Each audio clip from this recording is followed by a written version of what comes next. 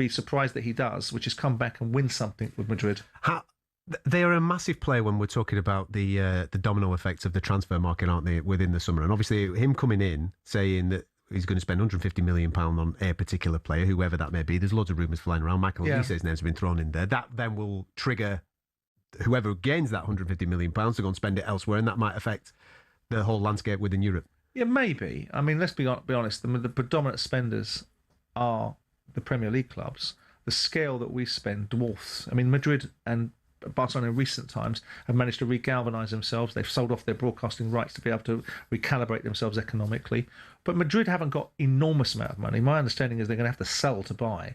So whatever way you look at this marketplace, whatever club you are, the market will be stimulated by business being done.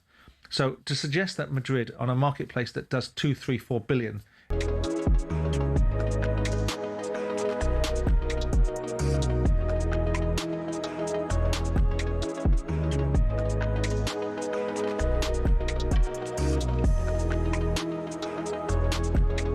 talkSPORT Sports Update, powered by the Nissan van range. Scoring a winning hat-trick of performance, payload and price. Search Nissan Vans or head to your local Nissan Van Centre. With your headlines at 10:02, I'm Nick Ellaby. Good morning. Thomas Tuchel's knockback suggestions England are one of the World Cup favourites, but his players are fit and ready to go, apart from Bukayo Saka. Who had an injury in March camp and carried it through to his club campaign, but he was managed in between matches, and that continues a little bit. England's warm-up against Costa Rica is live on talkSPORT from 9 p.m. Meanwhile, former England coach Jimmy Floyd Hasselbaink thinks England could miss Harry Maguire. We missed him in 24 because he was injured.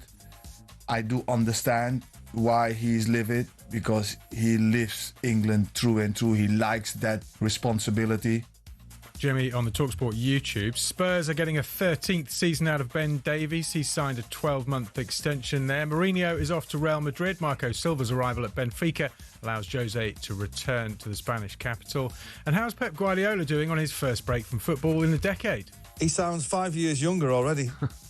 And he's got his suntan back, so he's living the dream. He was at a big festival in Barcelona over the weekend. He's trying to get me to come play it next year. Noel Gallagher told us City are better prepared to survive Guardiola's exit than United were after Ferguson. And Harry Brook has replaced Joe Root at the top of the ICC Test back in batting rankings. But will Brook captain England next week? No one really knows what's going to happen over the course of the day. Stokes is having crisis talks with his agent. The squad for the next test is announced tomorrow, so it's going to be busy. It's going to be busy for 24, 48 hours. Cricket journalist Cameron Ponsonby says Ben Stokes could retire following that post-curfew altercation in a nightclub. Loads more on talkSPORT's Cricket YouTube. talkSPORT News. Police in Northern Ireland have told people not to act in a way that brings Belfast into disrepute. And Iran's targeted US bases in the Middle East following American attacks. Cara has more at past. talkSPORT weather with QuickFit. You can't trust the weather right now, but you can always trust Pirelli tyres. In stock now at your local centre. Visit quickfit.com and book today. Blustery showers for most of us. Northern and eastern areas having the worst of the thunder and possible hail. Sunny spells this afternoon, feeling cool. Hello, I'm Matt Fordham from talkSPORT. This is how to win the World Cup. This is the best squad I think England have ever had.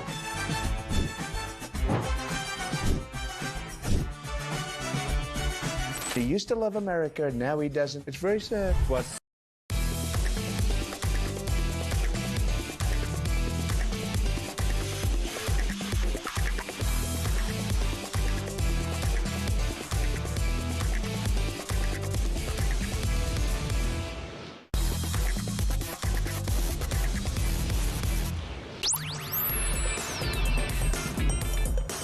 Good morning, this is White and Jordan with me, Majestic, alongside former Newcastle and Crystal Palace manager Alan Pardew. In for Jim White and Simon Jordan this morning. We've got a packed show coming up. We'll be asking how much of a concern Bukayo Saka's fitness is for England after Thomas Tuchel addressed his injury situation last night. And talkSPORT Understand, and the man who's probably going to be in the know will be Pards. Crystal Palace have appointed Pierre Sage as their new manager. We'll be joined by French football journalist Joachim Bariba to tell us more about the man set to take over at Selhurst Park. We'll also be speaking to Iranian football journalist Nima Tavali as we discuss the growing controversy around this World Cup and ask whether or not British managers are enjoying a resurgence, and debates who should be starting for England. It goes on, Jude Bellingham or Morgan Rogers. And a little later on, Pards and I will be taking a trip down memory lane as we count down our top 5 World Cup moments. And if 1990 is not in there, Pards, we're going to be having problems before 10:30. So plenty to get stuck in between now and 1 o'clock. This is White and Jordan on talkSPORT. 100% engagement. Jim White and Simon Jordan on talkSPORT. As well as listen to us, of course, you can watch us live on the talkSPORT YouTube channel, LG channels, Prime Video, Samsung TV Plus, loads more. Pards, how are we? Very well. Been a while since we've been on air together. Yeah, and I'm just back from Monaco. Oh, F1? The F1. What a weekend that is. Yeah, and you love your F1, so it must be special. I love the F1, and it was a great race. Lewis done brilliant, but the whole experience has been elevated. Like, it's massive now. I think 4 or 5 years ago was the last time I went, and it's doubled in size, easy. So you're back from Monaco. I'm just back from Ibiza. That's, jet setting, mate. I'm back there later on. Oh, yeah? Yeah. Well, not today. Straight after Knowing the show. you. Oh, yeah, I guess that. You're not performing tonight, are you? No. Thursday. Have a rest. It's my busy period now. Okay. But yes, I haven't seen you since the end of the Premier League and going into the World Cup. Spurs survived. Skin of their teeth. Unfortunately, my side went down, and obviously there's been a big fallout at West Ham. Absolutely. And it's been a real big reset there. And Arsenal, champions of England. Yep, they did the job. They did the job indeed. And I did on Sunday when I was on with Ambrose. I doffed my cap to Arsenal and congratulated them. Well, we've all had to doff our cap to Arsenal. And I think they will get stronger because... Yes. Where do you go if you're Arteta now? You go and buy yourself a great big proper offensive world star. I think that's where. No, I agree with that. And there could be a period of dominance for Arsenal if they buy correctly. Which brings us on nicely to the star boy, Bukayo Saka, of course, who Thomas Tuchel alluded to having a bit of an injury concern ahead of the World Cup. Said he's been suffering since March. Saka played 49 games this season, scoring 11 goals with 9 assists in all competitions. And his first competitive club match of the season was the 17th of August, and his final match was against PSG on the 30th of May. That's a 286-day season. And he's been playing since a young age, and he plays a lot of games. Do you think there should be more protection over some of these players? Well, I'd say more protection, but what I would say about that injury, it's a horrible injury because I had Achilles injury. And it thickens. What happens is that where it goes into your heel, that thick band is like a big, thick elastic band, and that thickens, and you can't get rid of it. It's really poor blood supply down there, so it hangs around. It's very irritable. You always feel like you can't quite push off. So if that's where I assume Saka is, it's not a great injury, and it's not going to clear up in the next 2 or 3 weeks. Well, it does make sense for me personally watching Saka this season. I don't think he's been his absolute best, even though Arsenal have obviously got it over the line with the Premier League. Saka, for me, a couple of years ago, was on the cusp of world class, I thought. Oh, definitely our most offensive and best wide player. 100% in the squad. But, the thing about football you have to remember is take away all their technical talent and the way they've been brought up and everything, is how do they feel in their body? Do you know, when you feel 100%, then you are like, you got a big smile, you're ready to rumble. And he is a big smiley kind of guy, isn't he? And I can imagine he's a little bit down, he's not quite himself because of the injury, and therefore his game is going to suffer. So, unfortunately, like we've done in many, many tournaments, England, we're going in with one of our best players with an injury concern. Well, there's been plenty of speculation over whether Bukayo Saka will make England's squad. talkSPORT's England correspondent Thakar has caught up with Thomas Tuchel yesterday to find out where the winger stands ahead of the tournament. We still have to take care a little bit about Bukayo, who had an injury in March camp and carried it through to, of course, into his club campaign, and was available and made himself available in the end of the season and did this brilliantly. But he was managed in between matches, and that continues a little bit at the very moment. So we're building him up, Noni is 100% available, Declan is 100% available, and Epps as well. England manager Thomas Tuchel talking about the Arsenal players who have come into camp there. We're talking about Saka and his importance for England. As you mentioned, going into previous World Cups, there was always the Rooneys or the Beckhams that were, injured going into those big tournaments. Where does Saka sort of rank then in England's most important players? Well, in the system that we have, you know, he is the one wide player who goes both ways, in my opinion, with ease. So he can go on the outside, he can come on the inside and score goals and get shots off on the outside, dinking little crosses in. When we look down the left-hand side, we don't really have a player who wants to go on the outside. So I think he is crucial to the way we play. Crucial for Harry Kane, actually. So that will be a blow. And reading between the lines of what Thomas is saying there is that he's probably not training to full capacity. No. Looks like he's probably sitting out the odd day, maybe training the day before a game, stuff like that. And that's never ideal. Well, you mentioned the game, of course, England take on Costa Rica, which is live on talkSPORT tonight from 9 p.m. So it'll be interesting. All eyes on that. It's going to be all eyes on that to see if he's going to play what we'd like to think his starting 11 is. You mentioned off air about the formation that England are playing. Of course, without Saka, you know, on a wing, I think we're definitely weakened. Would you change the formation then, Pards? Well, I think when you look at all the other sides, they're all going to set up, I think, pretty much 4-3, 2 wide players and 1 striker. So, you know, I think when you look at us, we have the perfect credentials for a team with a diamond, because you could play Anderson, Bellingham, Rice, Rodgers, and then that gives you the option to play another striker. So you could play Ollie Watkins and Harry Kane. Now, I think that's a really, really fantastic looking 11. That excites me. Yeah. Because then the Rodgers and Bellingham debate, that's what we'll talk about during the show, that's done. It's done. And then also the fact that we know Harry comes deep, allows Ollie Watkins to run in behind. Yeah. And, you know, we've seen it this year with Bayern Munich, with the players that Harry's had around him going deep and feeding. Yeah, and I think Rodgers has got the defensive capabilities to sort of get back in, because obviously the big problem with playing a diamond is your midfield players have to go out and double up with the fullbacks. So it would be probably Rice one side and Bellingham the other side. And so that would be, you know, that's a tough call for them. But you know, when you look at our 2 wide players, who are we going to have on the left-hand side? Rashford? Is it going to be Rashford? Is it going to be Gordon?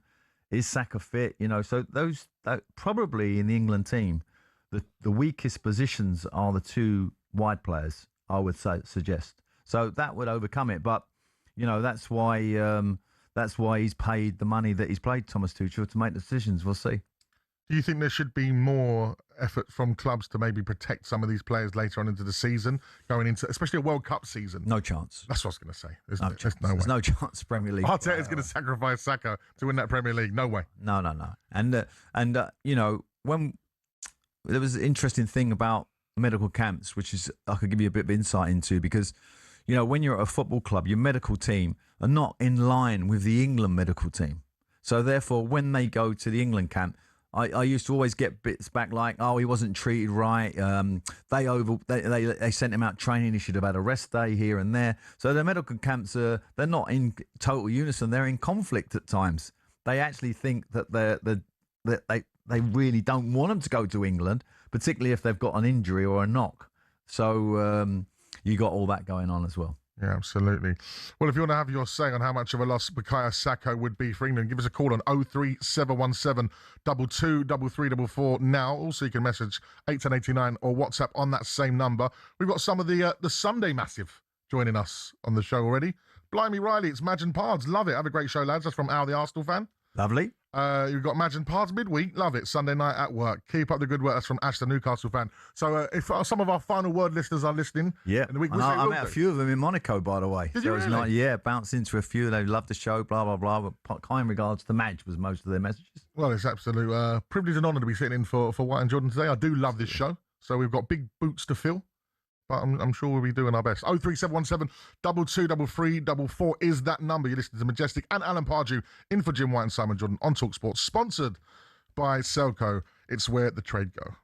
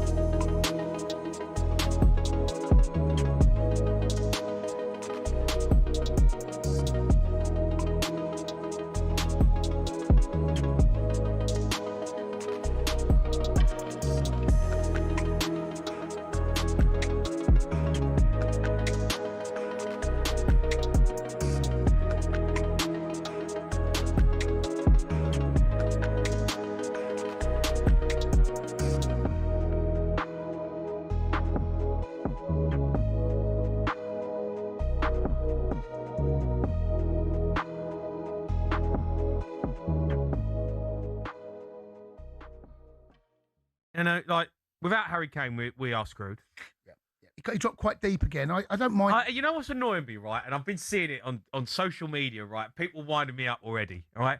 If I hear England fans coming on here moaning about Harry Kane dropping deep, I swear I'm going to lose my head. I totally agree. I'm going to lose my head. The guy has scored 50 goals this season. 61. He scored 61 goals. In all competitions. He scored 61 goals, right? And people are moaning about him dropping deep. When are people going to understand that is how Harry Kane plays? Mm-hmm. Yep. Like, that is his game. He drops deep, he gets in pockets, he's hard to pick up, and then he'll find the box. He starts the build-up. Yeah, and it's like, come on, guys. I don't want to be hearing Harry Kane's dropping deep, Harry Kane's dropping deep. Like, we know now that is his game. Yeah. That is how he plays. He scored 60 goals. As long as we fill the space that he drops out. Well, that's why you have Rashford and that's why you have Saka. That's what you need, runners from deep. You do. I hear people say, Ivan Toney should start. We should start Ivan Toney because, he stays up there. We need someone who's going to, lead the line. Mate, drop me out. Drop me out. It does my head in. No, I'm totally in agreement with you, mate. That's what he does. That's his game. And under Tuchel at Bayern Munich, he played that way, and he's mastered his craft. Look, you obviously, when the ball is built up in the wider areas, you want Kane in the middle. Obviously in the high and wide. Yeah. Because he can do the most damage. Well, he scored a great goal with the ball. He got his glancing header. He's just got magic in his body. He just knows where to score goals from anywhere. He does. It just winds me up. I don't want to hear it. If he's dropping deep. He's hot. He's probably gonna sit in that little number 10 role every now and then. Do you know what I mean? As long as you get bodies past him. Yeah, I agree. Yeah. Rashford and that and runners in beyond. Like, just let Harry Kane play his game, because without him we're nothing. Hello, I'm Matt Forden from talkSPORT. This is How to Win the World Cup.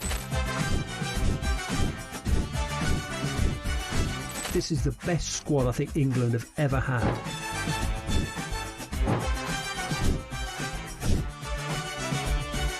He used to love America, now he doesn't. It's very sad. It was so important to succeed because of all the pressure we received. Don't jump for this one, I'm going to knock his head off. Warning, this podcast does not guarantee England will actually win anything.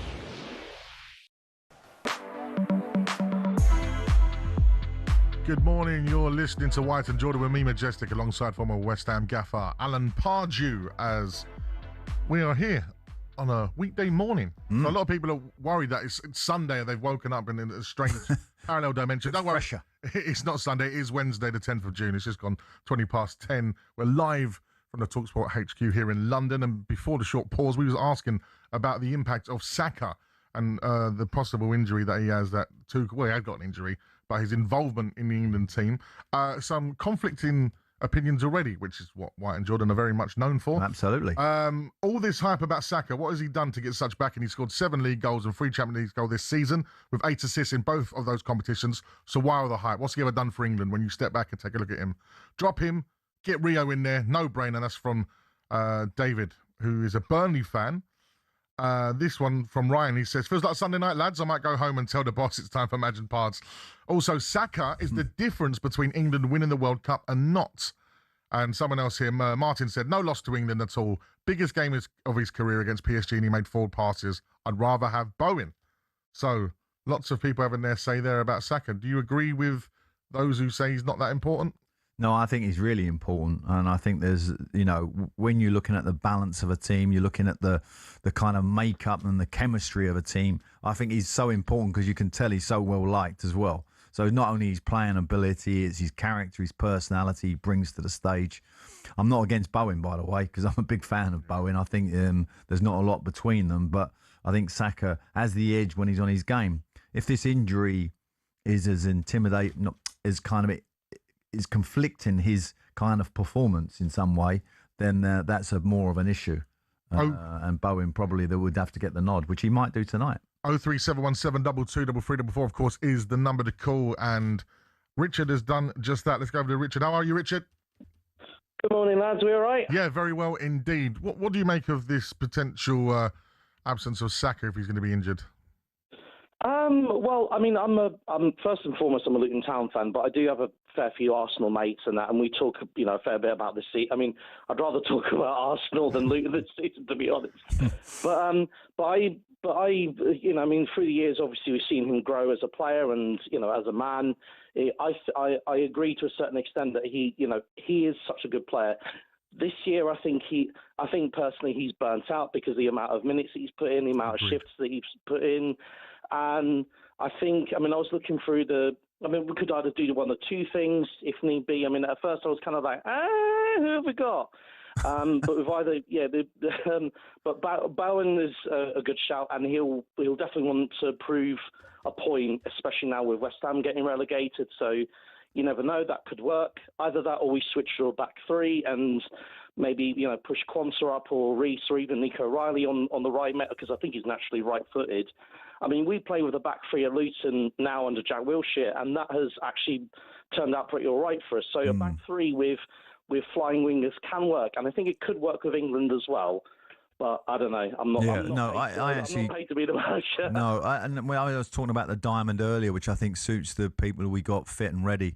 But also, I see what you're saying with that back three. That would work for us because it would again cause that problem in the midfield to be solved, where we got this conundrum with either Rodgers or Bellingham, and I personally hope they both play in the team. But that's for Thomas to decide. It'd be interesting to set up tonight. I mean, Bowen. If we go back to Bowen, I mean, there's a lot of West Ham fans was really, concerned about his form towards the back end of the season, where, he didn't play particularly great for West Ham. So, you got two right-siders at the minute, not at the top of their game. And I think that is a concern for Thomas because with the setup of the team that he has been putting out, the two wide players are very, very important. I think Rashford will be a starter tonight. I do. I think he'll start on the left. And I think possibly Bowen will start on the right tonight. It'll be interesting to see what he does. Well, let's go over to Reece, who's a West Ham fan. He joins us on talkSPORT. How are you, Reece? Well, guys, sorry I burst everyone's bubble. Bowen ain't in the squad, so he ain't playing tonight. Yeah, I was going to say that. He's not in the 26 squad, is he? Oh. No. By the way, it's nice to speak to you, Alan. Absolute legend, West Ham legend. My favourite memory of West Ham recently is probably the Everton goal against Ipswich. So thanks for that. It's great. Yeah, time. No, it's good times. Good times. Quality. I think Adam's right, really, about getting Rodgers and Bellingham in the team at the same time. I think if Saka's unavailable for a little while, just rest him during the group stage and play Rodgers on the right in a shallow 4-2-3-1. They all change about. I think Rodgers can get beyond, so can Rashford, and then Bellingham in the 10. I think Rodgers could fill in for Saka quite well. And he's got more stats than him this year anyway. I'm not massive on stats. I think Saka's obviously a better player, but Rodgers has done well this year, so I think he's more than capable of filling in. He's done that role on the left-hand side for Villa a few times, and he does very, very well in that. In not as well as he does through the middle, because I think he likes to see the whole picture of Rodgers. But he's in such form, and it looks like he's going to get this big move as well out of Villa. To me, the way that sort of all the sounds up, I think his confidence must be through the roof. So I think he's essential to be in the team somewhere. So getting him in is the key. Yeah, thank you very much, Reece. Let's go over to Martin. He's an Everton fan. He joins us on talkSPORT. Good morning, Martin. Oh, hi, yeah, you're right. Yeah, very well indeed. Yeah, so sorry to be a bit of a party pooper, but I just think it's all going to go wrong. I don't think we put one convincing performance in under Tuchel. We've not even kicked off yet, Martin. Yeah, no, come on. We've had plenty of friendlies, even against New Zealand. Yeah, but what are friendlies? Let me ask Pards. Friendlies, you can't look at the friendlies and go, if we're going to look at the friendlies, we're going to say Scotland are going to win the World Cup. No, you've got to get prepared. I think against New Zealand, he should have put the squad out. He should have convinced the country that we're going to kick on. We're going to show the country what we're going to do. Like Haiti beat them 4-0. We played two different England teams, one set of 11 and then another set of 11. We can only manage 1-0. Yeah, I mean, he's definitely, you can tell he's using the games as sort of training, really. To do that is not normal. He's not focusing really. I don't think he's not bothered about getting the British public on side in these friendlies, but he very much will want the British public on his side when the group games come round, and that's what he's gearing up to. I think tonight there'll be a lot of changes as well. I can't see us Martin. I don't know if you saw Thomas's press conference last night, and he sort of downplayed us. He said, well, England aren't favourites at all. I think there's a lot of downplaying going from Thomas Tuchel. I think he's creating a very relaxed environment from the sounds of things. They had a barbecue last night. I just think he's trying to create... One of the biggest things for us, Martin, and you probably agree with me, is the pressure that we all put on England to try and succeed at these tournaments. Yes, we do. And when there's much better nations that out there right now than us, we shouldn't be thinking... but we're insular like that in terms of our thinking, but don't think the French are not under massive pressure. Yeah, of course. And Holland are not under massive pressure, and Germany, every club, every country that's there, they're individuals under massive pressure to deliver for the country. And I can remember going back to Messi, he used to get terrible criticism for Argentina up before the Qatar World Cup, that he wasn't doing it for the country, etc., only did it for Barcelona. So, they're always under pressure. That's part of the business of being an international footballer, and our players have got to deal with it. And I do think Thomas Tuchel as well is one of those managers who's equipped in these high-pressure circumstances. Look at the clubs that he's managed and what he's achieved. Yeah, of course. I think his sort of nonchalance towards these friendlies and the way he's speaking, I think is a positive. Yeah, and his experience of managing very big clubs will obviously gives him a handle over the press as well, where he doesn't get intimidated by the press. He sees it as part of his job. I don't think he is playing up to them in any shape or form, which sometimes I think England managers have done. I think he's genuinely just doing what he thinks is right for the team in a kind of really focused way. Well, as a former Crystal Palace player and manager who's been glad all over for the last couple of seasons with some of the victories, we're going to be talking about the apparent new gaffer at Crystal Palace, Pierre Sage. That's all to come. You're listening to Majestic and Alan Pardew, in for Jim White and Simon Jordan here on talkSPORT.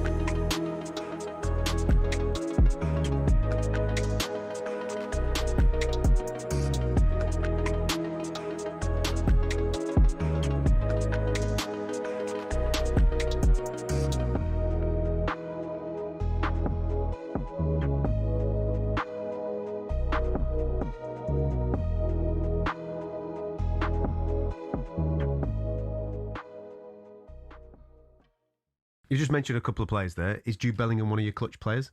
Yes, of course. Yeah, of course he is. I mean, Morgan Rogers is a good player, but Jude Bellingham is a world-class player.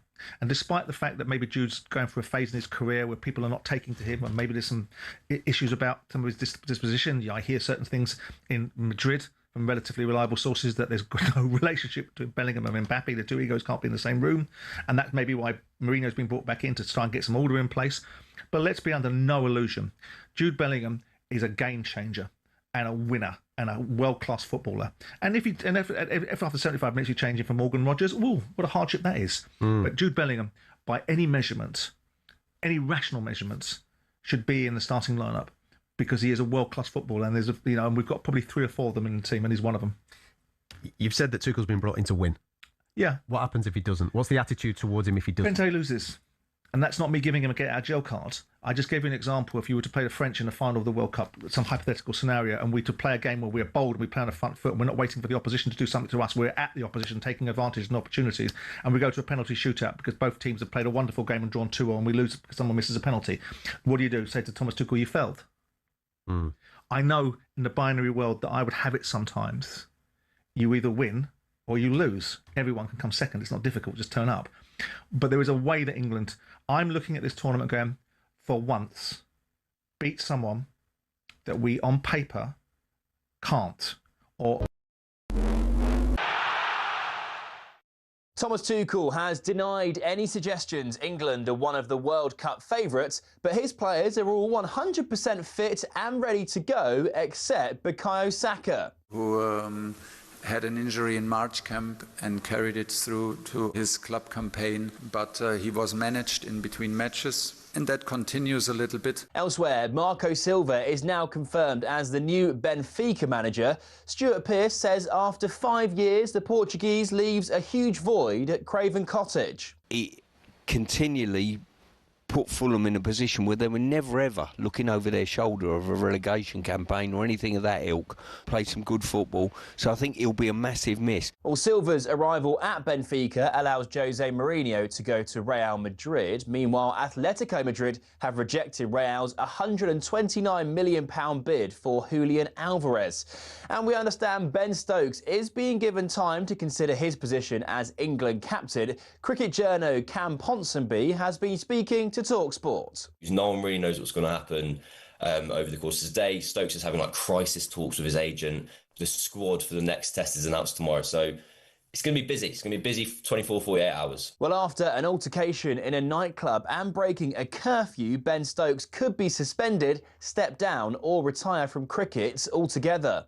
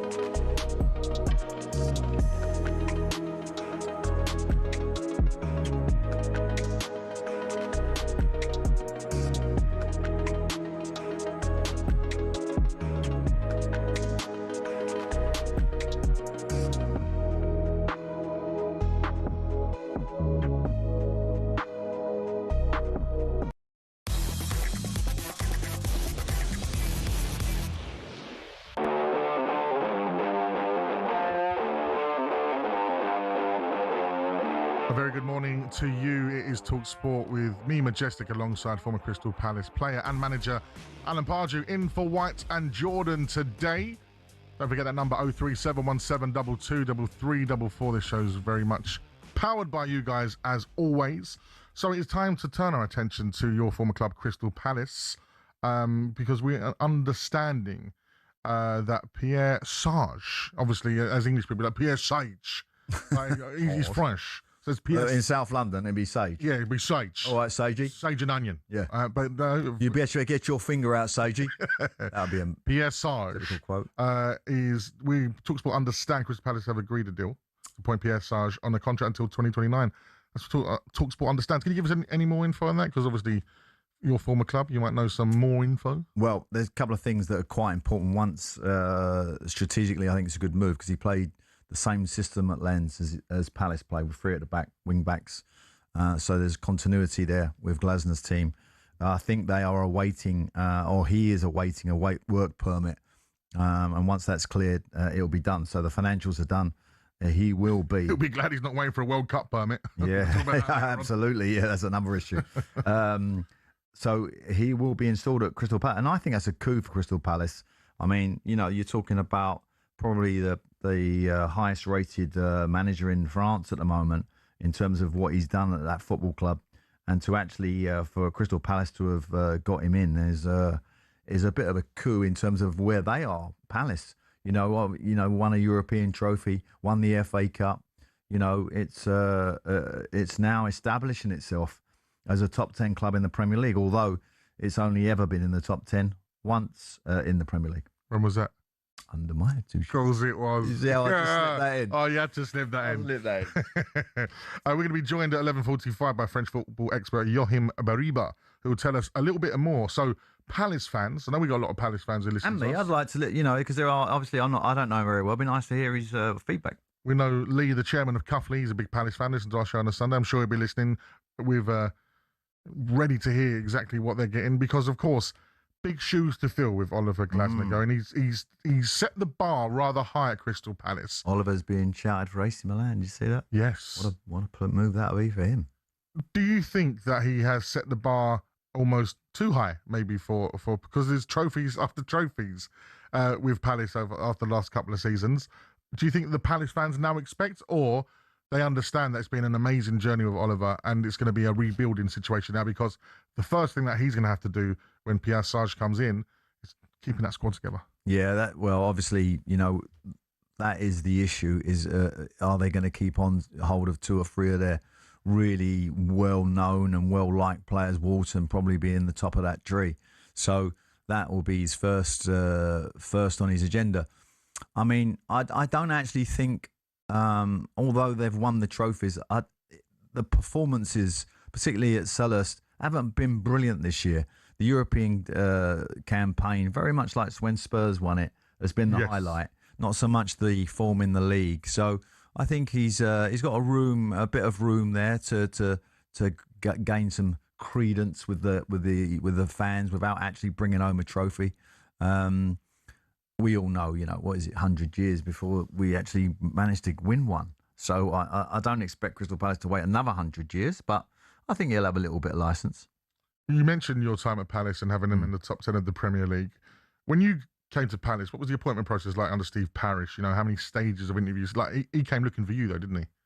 It was different for me because I was under contract at Newcastle and you're not allowed to communicate between the clubs. So once a deal was done, it happened very, very quickly.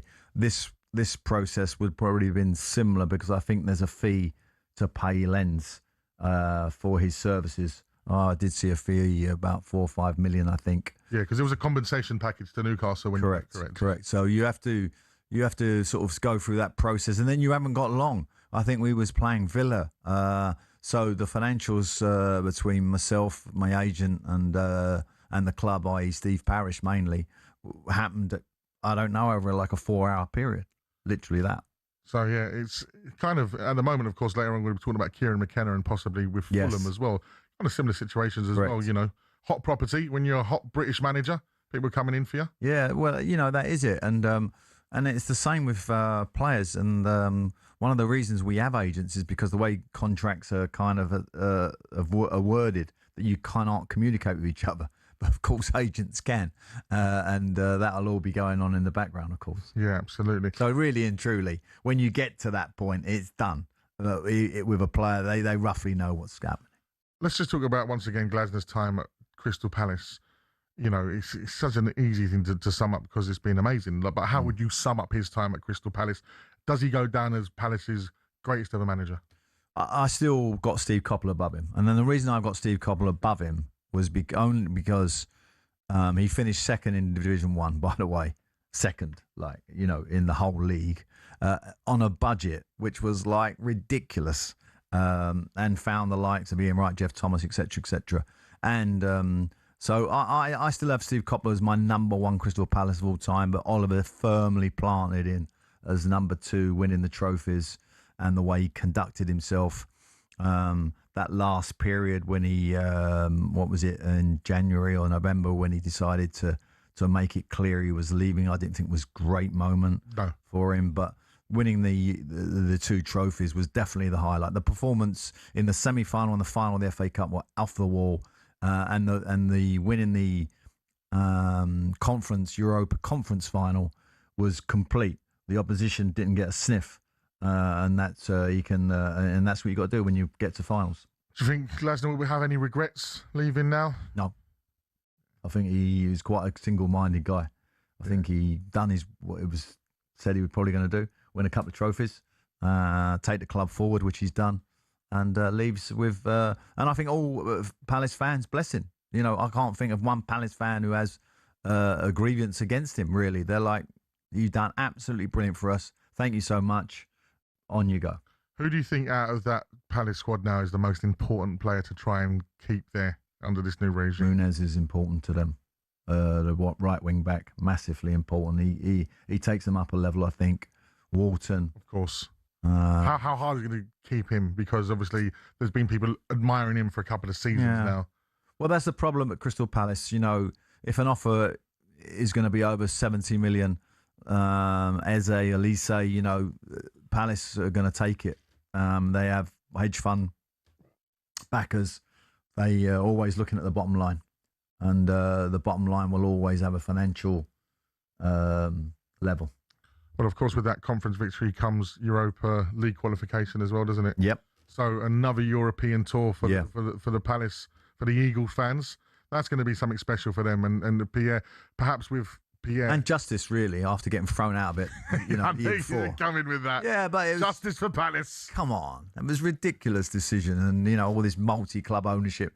Man City own about 10 football clubs. I can't even remember what it is now. Ridiculous. Anyway, so let's get off. But they got a trophy. They got a trophy. And I actually think it.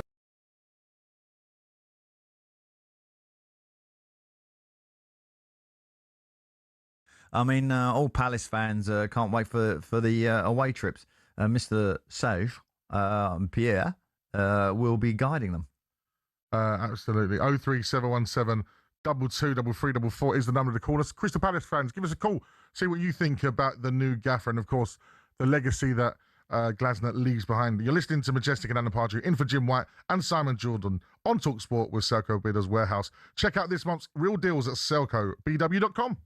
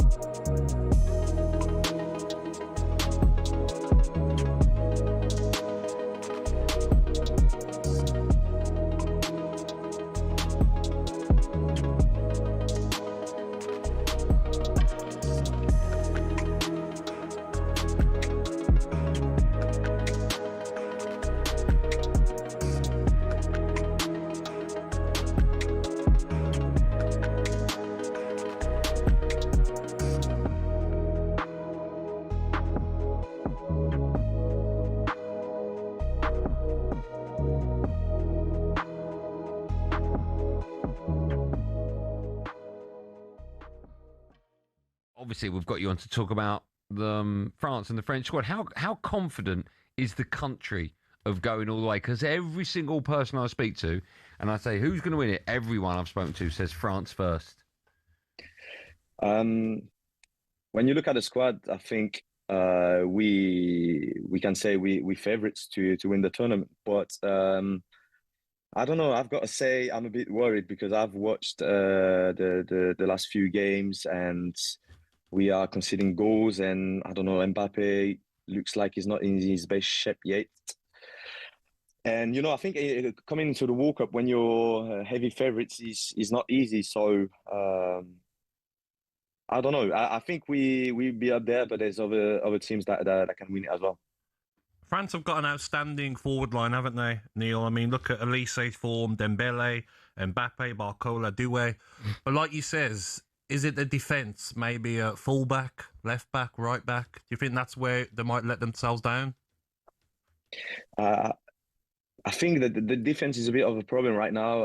I've seen a stat yesterday watching the game. I think in the last, they've conceded a goal in the last 5 or 6 games, and that hadn't happened in years, I think. So, which for me is not a good sign before tournament. And also, like you said, we've got a lot of amazing forwards and strikers, but I think the downside of it is also, can they defend? Can they help the team when is going to be needed? Hello, I'm Matt Forden from talkSPORT. This is How to Win the World Cup. This is the best squad I think England have ever had.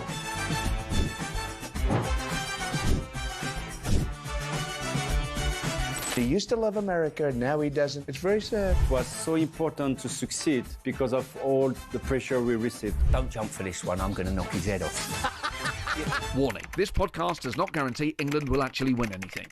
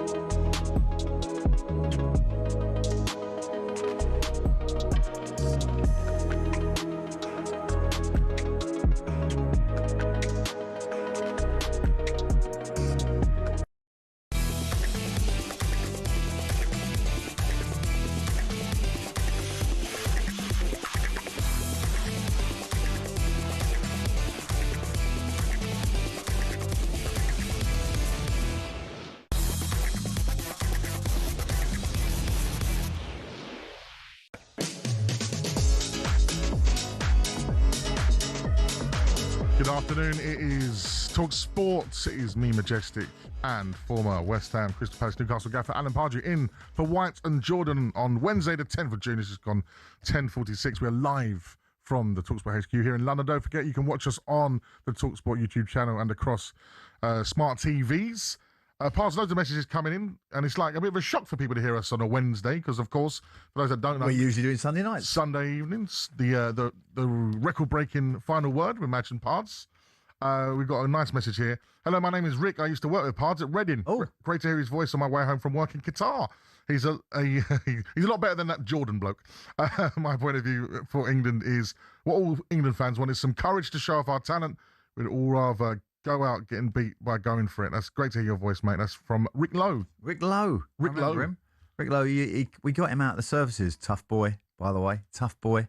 But a good lad. Oh, that's nice to hear from him. Good man. And where is he? Qatar? In Qatar, yeah. Oh, okay. I wonder what he's doing there. So, yeah, of course, if you do listen to us on a Sunday and you're confused, no, it is Wednesday. 03717 22 3344 is, of course, the number. I mean, we're usually on a Sunday, let's be honest, because of Europe, particularly the last couple of years, we've been trying to bring some calm to Tottenham and Man United fans. Oh, you had to bring Tottenham up, didn't you?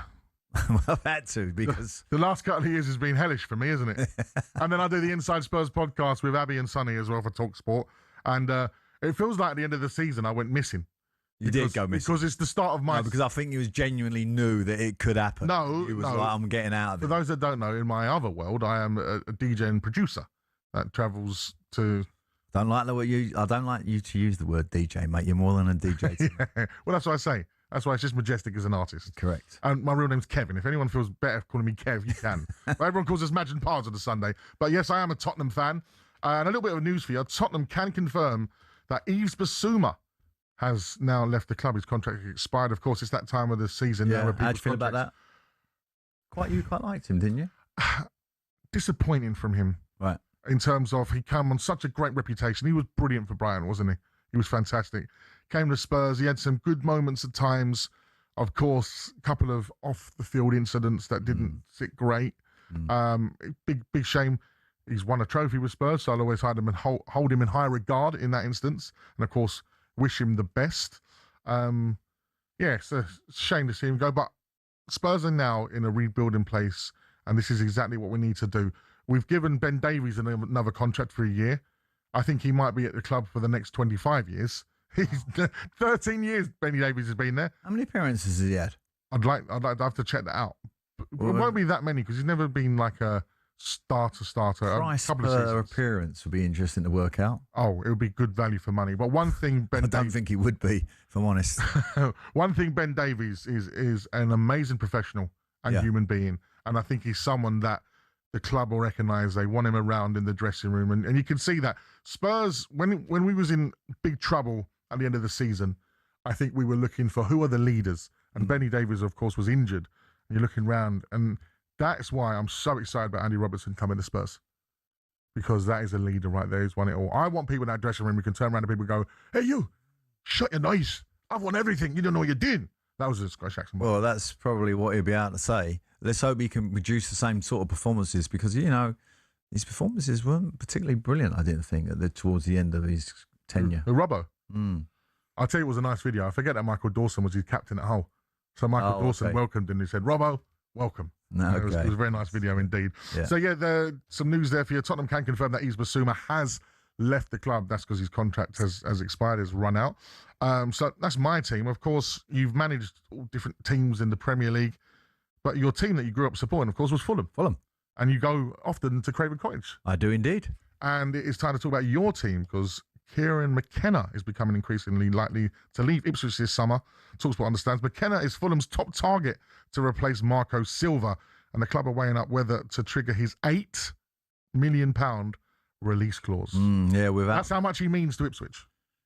Well, I mean, obviously, he's just got them promoted, so it'll be a bit of a blow to them because, you know, they're trying to put things in place. It's very, and I said to you when we did the last show on our Sunday night that it's manager season. This is where you got to get your manager in and get yourself started looking at transfers for the next sort of, I don't know, month or so.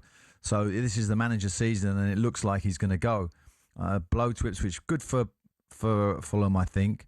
I'm glad to see the back of Marco. I never really felt that he was like Fulham through and through. I thought he did a great job there. He was always looking to get away. Looking for the bigger and better thing. I always thought. With all due respect, in his mind. Yeah. And because Fulham are a big club. Absolutely. And with perhaps the best setting of any football club in the country. I'm going to just say that. If you want to walk down the side of the Thames and get to the new stadium. That new stand is unbelievable. Amazing. So, be a great job for Kieran. He stays in the Premier League with another club. It would be much more better set for him because the team, no matter what work Ipswich do in the transfer market, they're not going to have the experience that he's going to have ready-made in that dressing room at Fulham. Some real good pros there. There's some real good pros. Yeah. Seeing, talking about Kieran McKenna, obviously Frank Lampard being promoted now, he's in the Premier League. On our show on a Sunday, I remember not that long ago, we looked through the list and there was 2 British managers in the Premier League. Is there a little bit of a resurgence of the British manager at the moment? Well, we've had a little increase. I mean, not enough for me personally, but I still think you always want more, Pards, don't you? Well, I mean, it's the world lead. It's the leads the world in terms of financial power to bring in the best coaches from around the world. So yeah, you can understand that the British managers have been slowly ebbed away, and we only have the very, very best that are in there. But I still think there's some very, very good managers who are better than some of these world-class so-called international managers that we bring in. Well, there's many names I could name, but I won't even bother. Well, we go straight away with Amram. Anyone who wants to put Bruno Fernandes in that position and not play Maino for that long, I question their managerial prowess. Well, and we see what happened to Man United after he went. And final word, avid listener, Jill is listening to the show. Jill. Hello to Jill. No, she's a big Man United fan. And we got Michael back at Man United. I'm really pleased about that. For me, that's one of the biggest ones because Manchester United with a British manager in someone like Carrick who knows the DNA inside out and had such a good season, that's huge. That's a statement because Manchester United are the biggest club in the Premier League, no? Well, you'd argue that outside of Real Madrid, probably the biggest in the world in terms of reputation, but not in terms of quality and the way they are. I think it's I really, really hope that I see Jim Ratcliffe was actually at the Monaco Grand Prix. Of course he was. Of course he was. Because he's a big part of Mercedes, by the way, which is another thing because the America's Cup, etc., etc. He had a link with them, but that's another story with Ainsley and everything else because they've still got conflict going on over their financial.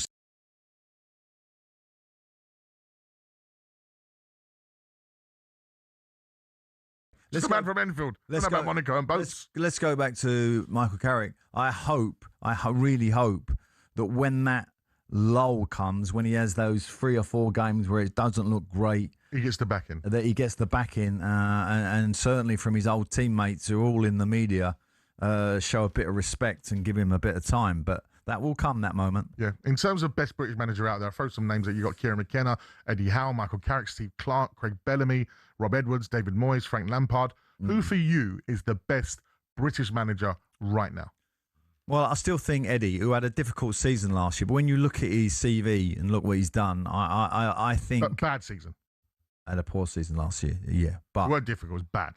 Well, I wouldn't say it was bad, but it was poor for them and the standards that he personally has set. Because he set a bar high. Yeah, I think he's the way he is with players, the tactical acumen that he has is above the others, in my opinion.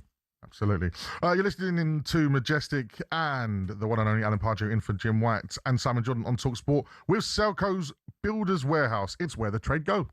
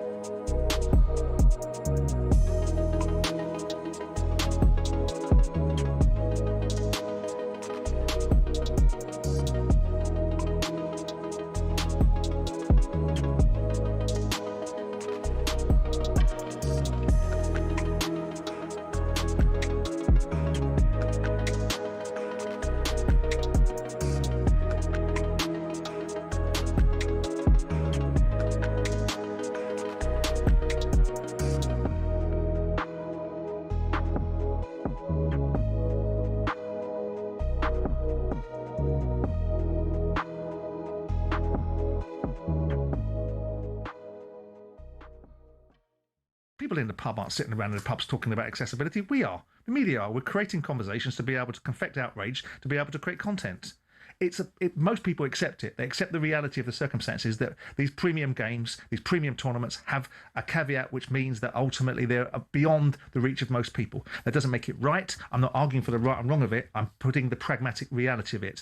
I do not know, and at this moment in time I'm not sure that we do know, the reason why this referee wasn't allowed in the country. If he didn't meet the visa requirements... He hasn't met the vetting requirements, is what I'm told. So that's not a mess. That's an issue from his side, and it's an issue from the people that represent him. As far as the Iranians are concerned, with due respect to whether you like it or you don't like it, the US is at war with Iran. It's hardly a surprise that you are not going to particularly want Iranian supporters coming into the country, despite the proclamation at the time, with the circumstances that Infantino was orchestrating and illustrating, that we want it to be the most inclusive World Cup you could possibly be, and it will be available to everybody. But there are exceptions. If you don't meet your visa requirements, and if you're at war with a country, those are possibly reasonable exceptions. You've now got a World Cup that's got 48 teams rather than 32. So already you're making it more accessible. Yeah. So there are lots of pros and cons. What we are doing is we're doing what media usually does, which is find a reason to find something other than the football to talk about. And I quite like that because I don't want to spend my entire time talking about who plays left back for Costa Rica. But I get the parameters of every tournament comes up, whether it was Russia, whether it was South Africa, the stadiums weren't going to be built, whether it was Russia because of the nature of that country's environment and the way that they live, whether it was Qatar because of the confected outrage from the West that was lecturing countries across the world about how they should conduct themselves in society whilst having...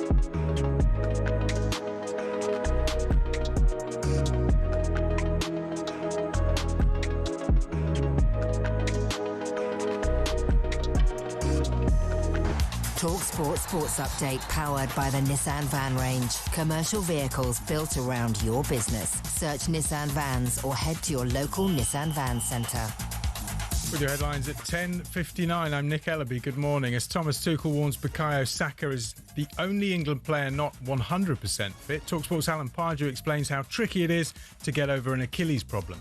That hangs around. It's very irritable. You always feel like you can't quite push off. So if that's where I assume Saka is, it's not a great injury and it's not going to clear up in the next 2 or 3 weeks. Meanwhile, Jude Bellingham continues to dominate the conversation. There's that question mark. Is he a team player? Is he not a team player? Is he in it for himself a little bit more so than others?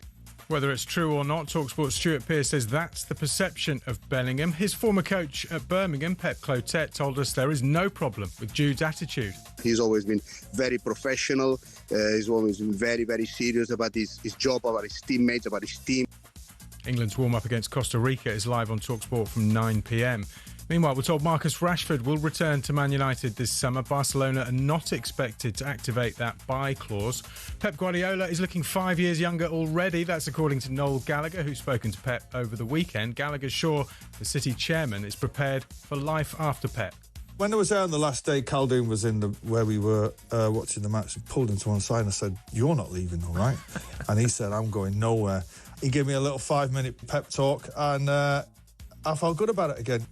And Harry Brooks overtaking Joe Root at the top of the ICC Test batting rankings. But will Brook captain England at the Oval next week? We're told Ben Stokes could retire after his post-curfew altercation in a nightclub. More at talksport.com. talkSPORT News.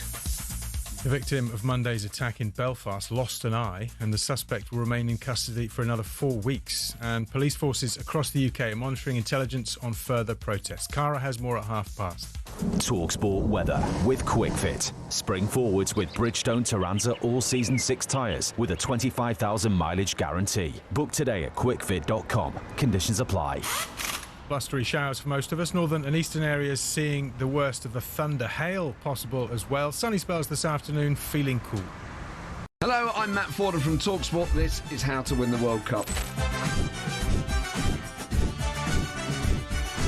This is the best squad I think England have ever had.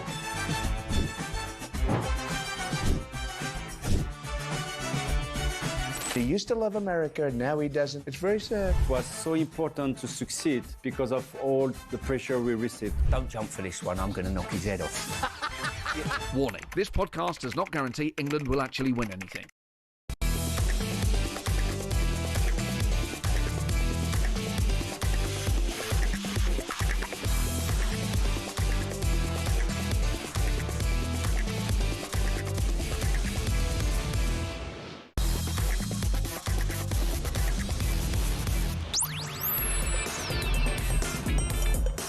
Good morning, you're listening to White and Jordan here on talkSPORT, and clearly I'm not Jim White, and clearly that's not Simon Jordan, it is Majestic and former West Ham, Newcastle, Crystal Palace gaffer Alan Pardew here on talkSPORT in for White and Jordan. Still to come later on, of course, because it is almost that time, the World Cup fever is heating up. We're going to be giving you our top 5 World Cup moments. Ooh. That's going to be exciting. Top 5 World Cup moments from our lifetimes, because of course we're different spans of ages, me and you, Pards. What are you saying, I'm old? No, I'm saying different spans of ages, just like our listeners. All right. We've got young listeners, older listeners, middle listeners. I'm in the middle. And of course, later on, we're going to be speaking about the World Cup and some of the controversy around that with an Iranian journalist. So that should be interesting to get an Iranian perspective. Difficult tournament for them. Things. Yes, indeed. And of course, I like to keep politics out of sport, but in this instance, this is something that's unavoidable. Politics never is far away from sport. Never far away from anything. Absolutely. I mean, you go back to Olympics and World Cups we've had in previous years. It always raises its ugly head. Absolutely. But the fun part of the show today, of course, will be that nostalgia moment where we have our top 5 moments. There are so many moments. Obviously, I've had to sort of pre-think my 5. I can't then just not off the bat. No. But I could choose 50. I think so. Easy. On Sunday, we did our World Cup iconic 11. Like, we picked an iconic 11 team. Not necessarily the best players, but players that stood out. For example, do you know who my goalie was? Go on. Campo, the Mexican keeper from '94, just because his shirt that he designed himself. Now that was iconic. Do you remember his shirt in '94? The pink, yellow, and green one. Yeah, I do remember that. Yeah. Yeah. Oh, I don't know, but I think I'd have had Gordon Banks. Anyway, that's another story. What about Roger Miller? Did he get in? Roger Miller? Roger was in there. Was he? Good. Of course he was. Yeah, brilliant. So we're going to be asking you as well your top 5 World Cup moments. You can get involved 03717 22 3344. Text us on 1089. Of course, WhatsApp us on that same number of 03717 22 3344. There's been plenty of speculation around the subject of who Tuchel will choose to start for England. Will it be Bellingham? Or will it be Rodgers? They're just top football players, both of them. Morgan is a bit more vertical than Jude in his game, but both of them are fantastic players. Morgan, key player for Aston Villa, got a European title, played 5,000 minutes, I think. Is a proper machine, and is non-stop available and getting better and better. We could feel in the first days of camp that Morgan needs a bit of time to restart the engine, but he got stronger and stronger in the last 2 training sessions. Jude, after his injury, trains with a lot of joy, played with a lot of joy. He's just happy to be back on the pitch, which is not a surprise, and is actually something we can use because he hasn't played so many minutes. Comes back from injury, so he's in a sweet spot at the moment. They give us very different things, but both of them give us a lot of quality. They both give us physicality, and they can also play together. But it's also nice to have one of them finishing a match when things get hot, when opponents get tired. England manager there, Thomas Tuchel, talking about the differences between Morgan Rogers and Jude Bellingham. It's not a bad headache to have, is it, Pards? Choosing between those two. Yeah, I don't really want to choose between the two. I mean, Bellingham definitely plays for me, but so does Rogers. Listen to what he said there. I would suspect Bellingham to start because he was sort of saying, oh, Rogers had a tough season and okay, he looks a bit tired, come back the last couple of sessions, but then he went on to Bellingham after his injury. He's full of joy, he's, loving his football again.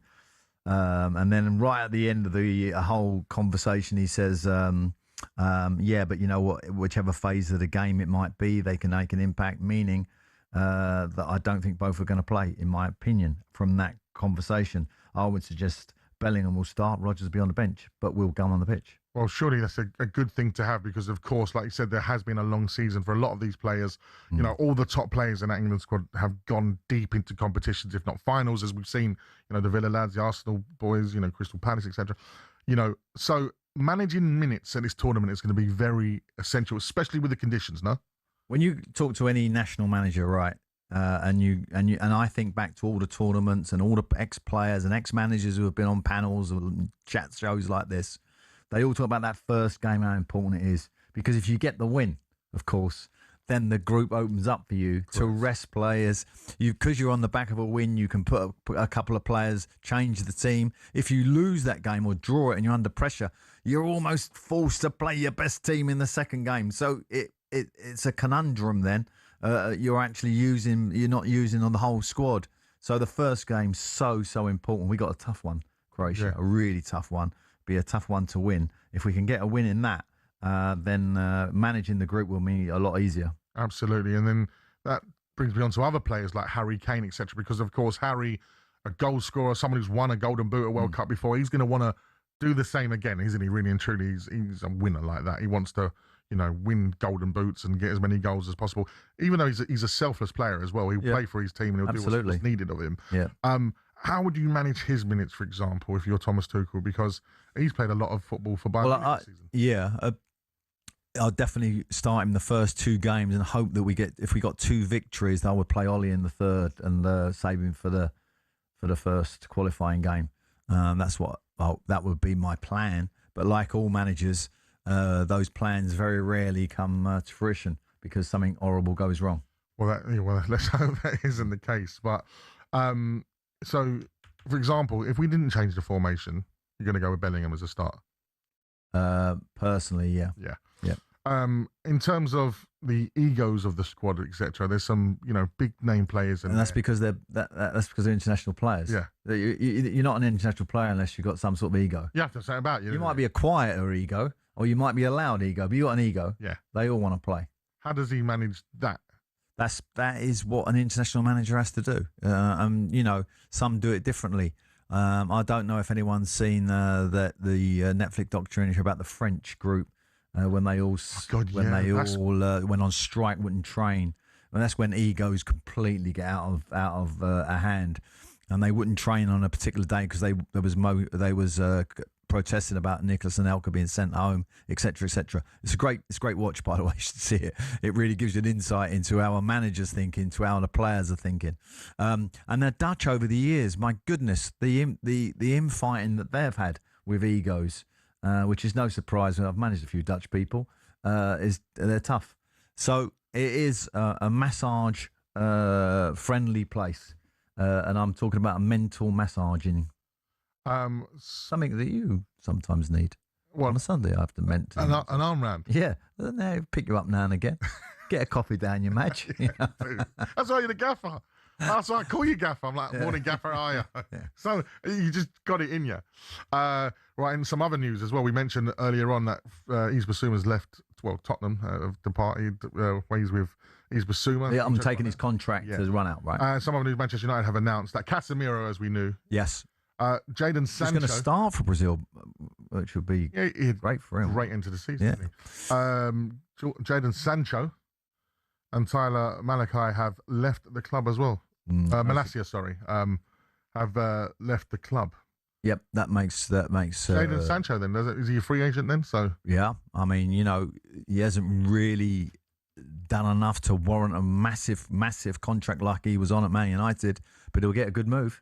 Yeah, so that's just news. Casemiro, Sancho, and Michael's Malacia have left the club. When you get to the end of the season, it is an opportunity when you have to make some really tough calls on who to renegotiate with, because obviously there's a value to the football club. You might actually, as a manager, want them to go, but the club have a financial interest in them, want some money back, get them to re-sign one more year. Let's see if we can move him on.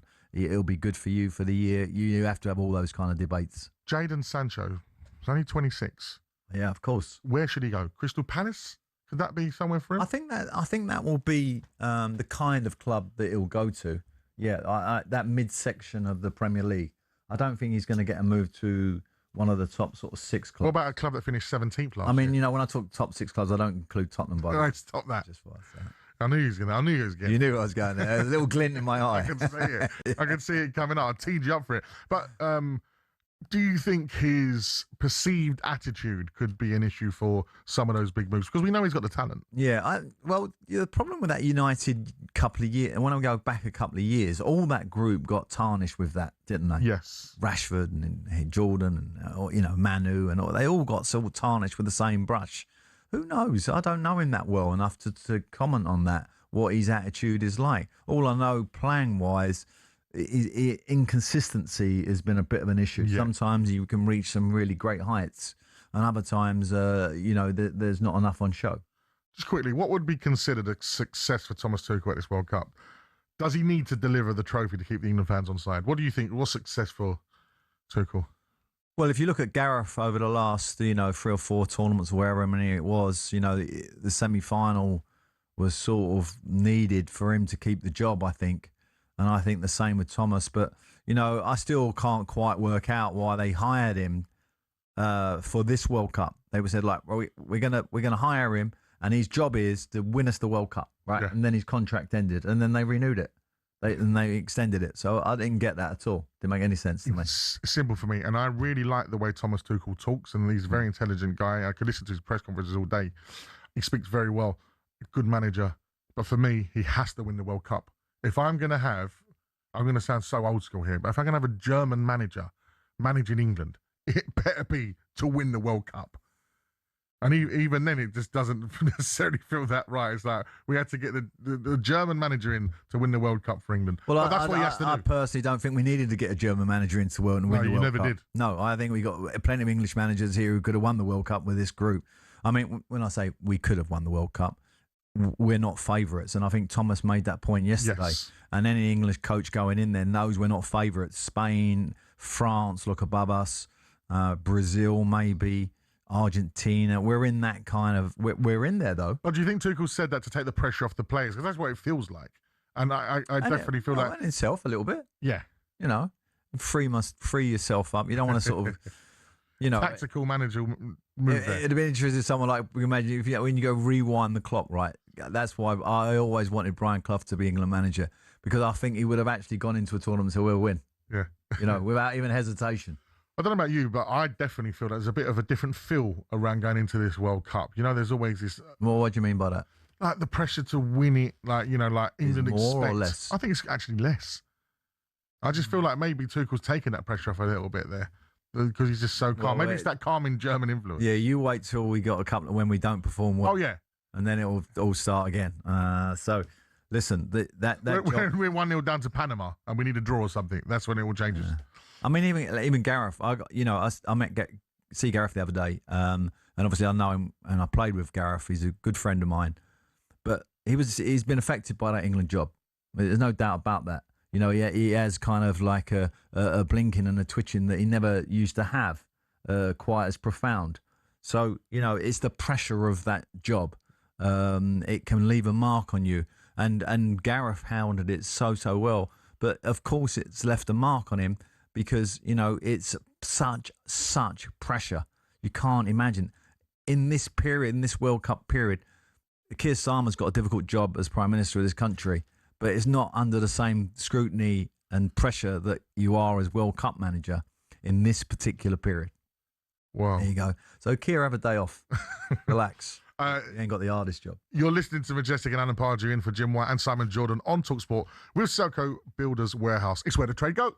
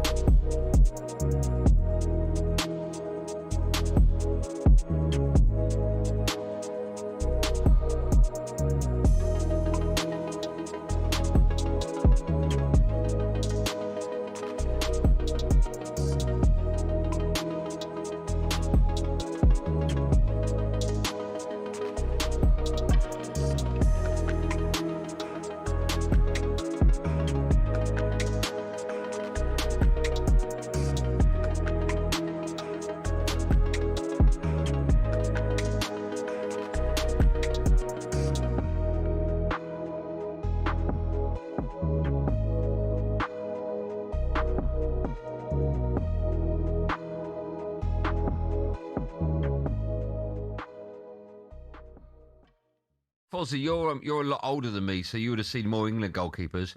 But does Pickford? For me, he does. Does Pickford rank as your best ever England goalkeeper? Yeah, he does, without doubt.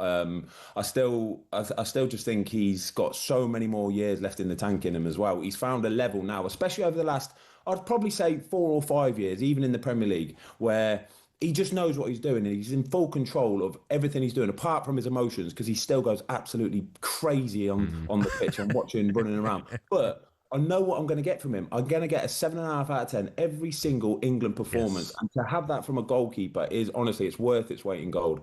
What do you think about the squad of players that the managers picked? I thought Harry Maguire should have been picked. I thought Lewis Hall at left back should have been picked. What was your thoughts on the squad, mate? Yeah, I can understand. A few here or there, but I think Harry Maguire was my big surprise. I went to the Japan game at Wembley a couple of months ago, and it was awful. Honestly, it was a brutal game. And our best chance of scoring came in the last sort of 15 minutes when Harry Maguire came on. I think he had 2 chances from corners. Yes. And that's what it brings you. If you're an opposition team and you see big slabhead coming on, honestly, mate, it strikes fear in you. As a goalkeeper, I'm thinking, oh no, here we go. This is carnage. This is. So not only for the season that he's had defensively for Manchester United, but for what he offers in the box as well. I would have thought it would have just been a no-brainer. We got just over a week to England's first game. What's that weight like as a player, Ben? I don't think they'll be thinking about it yet, to be honest. I think they've still got another 1 or 2 friendlies as one more, to go between that. They'll be just focusing in on getting through that game. You see, there's been so many teams who have had. Hello, I'm Matt Forden from talkSPORT. This is How to Win the World Cup. This is the best squad I think England have ever had.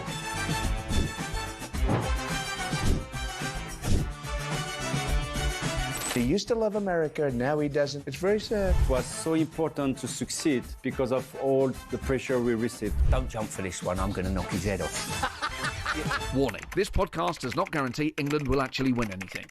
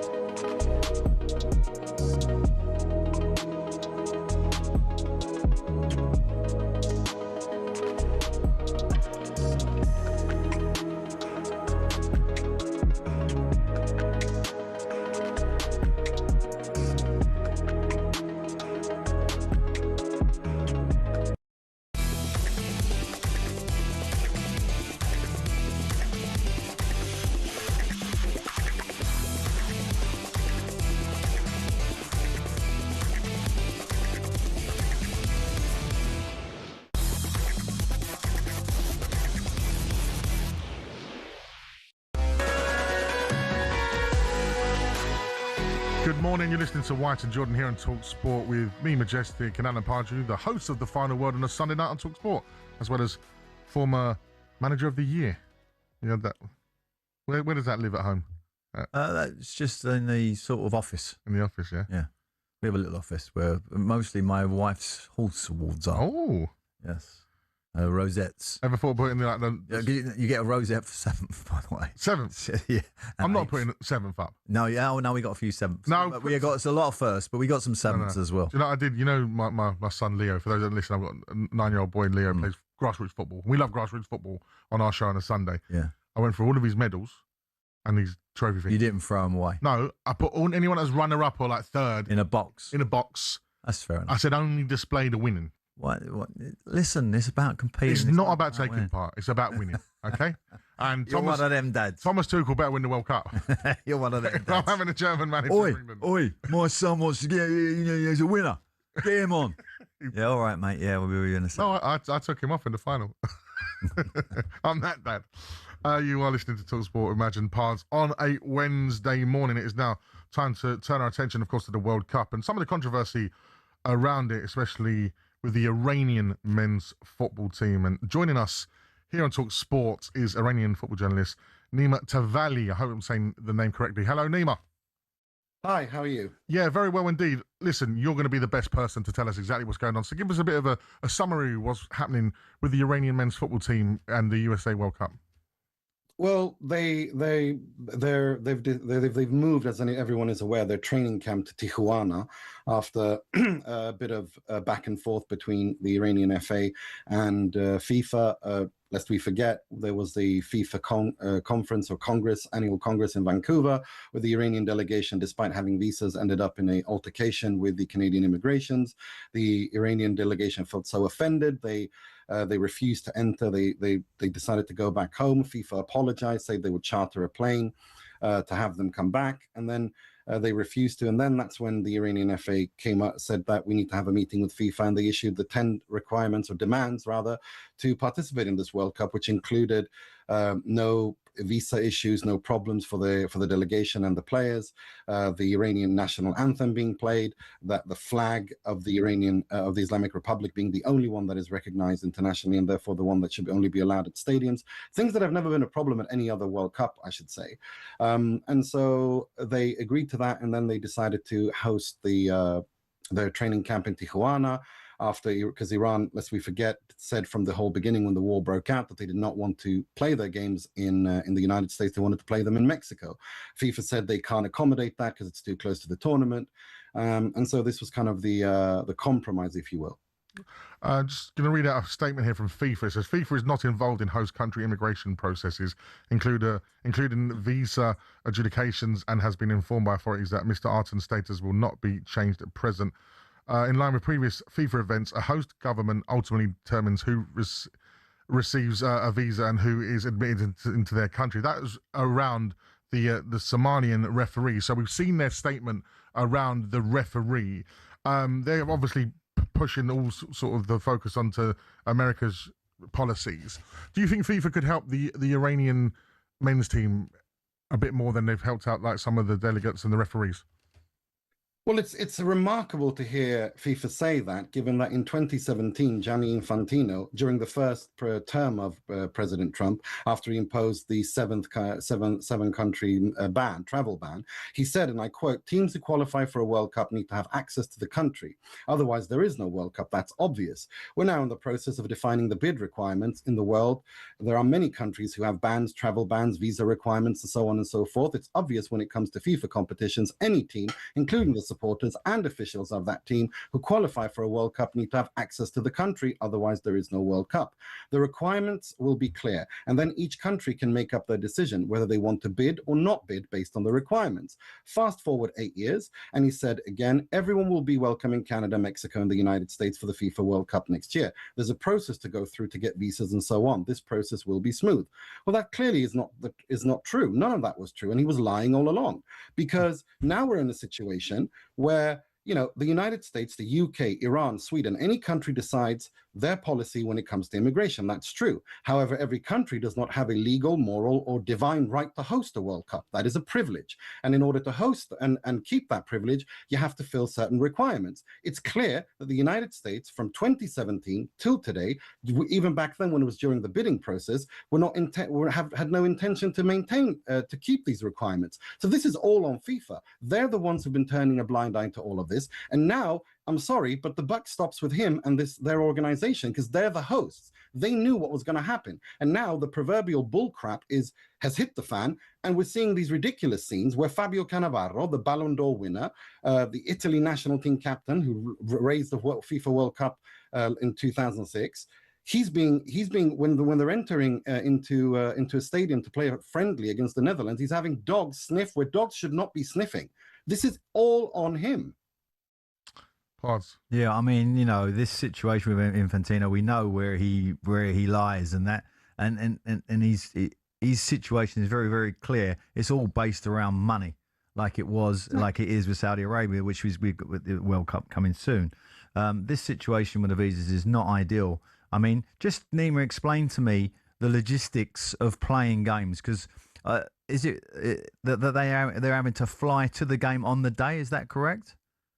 So again, there's been confusion around this, and nobody knows, which is again on FIFA. So basically, they have the Iranian team, the players who got the people who got the visas, because 15 members of the backroom staff, including security detail, media, match analysts, and the president of the Iranian FA, were not given visas.